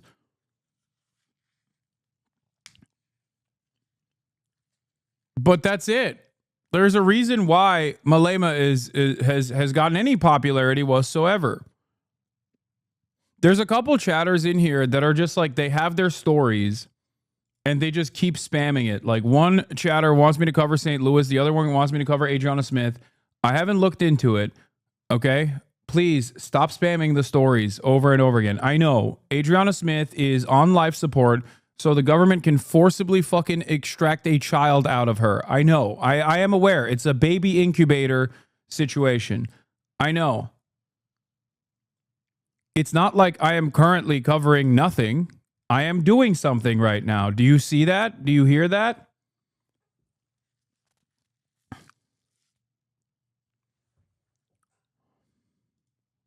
And then the other chatter's like, dude, cover St. Louis. I did. I already did. The lack of funding contributed to the disastrous tornadoes becoming even more disastrous than they normally would have. For several minutes, and he just made the One of the South African funniest things I president- have to mention here, by the way, is the fucking metric ton of Asmongold fans who have come in here to be like, I hear Asmongold is in your mind. I haven't brought up his name even fucking once today. He, on the other hand, I know has covered me multiple times today, and his dumb fuck fans keep coming in here to bring up his name for some reason. You guys come in here and talk about how showerless you are and how rotted you are, both inside and out, and demand drama take place. Leave me the fuck alone, man. Holy shit.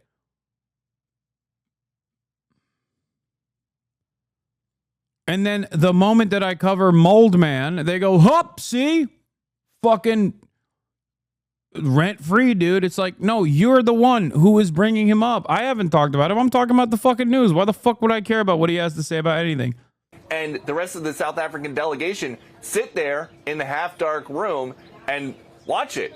And afterwards, President Trump did want to talk a little bit about trade, and his visiting famous golfer friends from South Africa got to speak as well. He said he has not made up his mind, despite the presentation that he had the staff cut and put forward. He has not made up his mind yet about whether or not there's genocide happening. That is something the South African team strenuously denies. And it's worth pointing out that is definitely the most awkward Oval Office meeting since Zelensky was here. It ended a little bit better because I can see the vehicle. It is not leaving. The South African delegation is not leaving early. They will be sticking around for lunch. But really, when you watch that, it seems like the Trump foreign policy doctrine is a lot like the old slogan for the MTV show The Real World, where people stop being polite and start getting real. And that's what we just saw from President Trump. A couple of things, Peter, I noticed there. One was a good question from a South Incredible. African reporter. She was asking about the G20 summit in South Africa coming up in November. President Trump said it was important that the United States be present at that. Didn't really commit to actually going to the G20 summit, so that's something yet to be seen. But I'm wondering about Elon Musk's hand in all of this. We know that he is South African. Elon Musk has complained again and again about that his Starlink satellite provider was not allowed to operate in South Africa, primarily because he is white. I'm wondering what the reaction there was and how much that played into the videotape playing, as you will, and the lights being dimmed in the Oval Office. Yes, so the two things in order there. President Trump saying that the United States should be at the G20 doesn't necessarily mean that he is going to go, just that they should have a presence. And there's been some talk. Where's this fucking chatter who's like, you should cover Asmongold in the same way that you should cover Theo Vaughn with the same disdain that you have for Asmongold. No. And it's simple. Theo Vaughn, regardless of his allegiance or sympathy for the Trump administration, and there's plenty of that, okay? He's quite literally, he went to Qatar with the Trump administration to do a comedy show to the troops there. Theo Vaughn still has an open mind, especially when it comes to what is going on in fucking Gaza, okay? I'm not going to cast aside a valuable ally like that, knowing full well that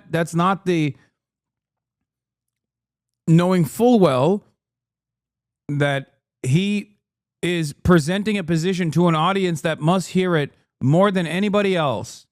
Okay, that's it. That's my strategic focus here. And anyone who doesn't understand that is being ridiculous. That's some 2004 Bush admin shit. I don't know why you're keeping a comedian so close other than careerism. What?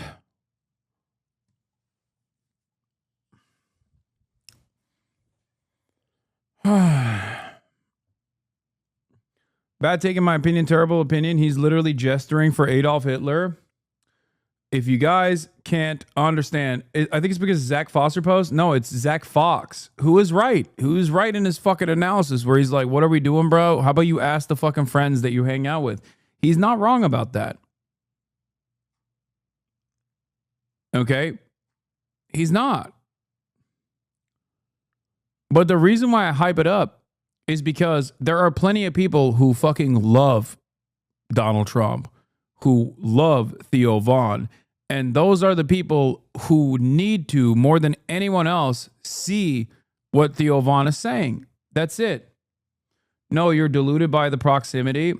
No, I am not deluded by the proximity. I understand how these things fucking work.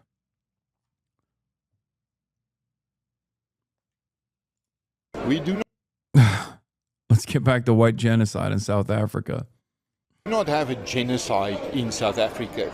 This South African farmer wants to set the record straight. He wrote an open letter to US President Donald Trump after Trump offered Afrikaner farmers refugee status. But it's a genocide that's taking place that you people don't. But it's a terrible thing that's taking place, and farmers are being killed. They happen to be white. The first group of 59 Afrikaners traveled to the US in early May. It is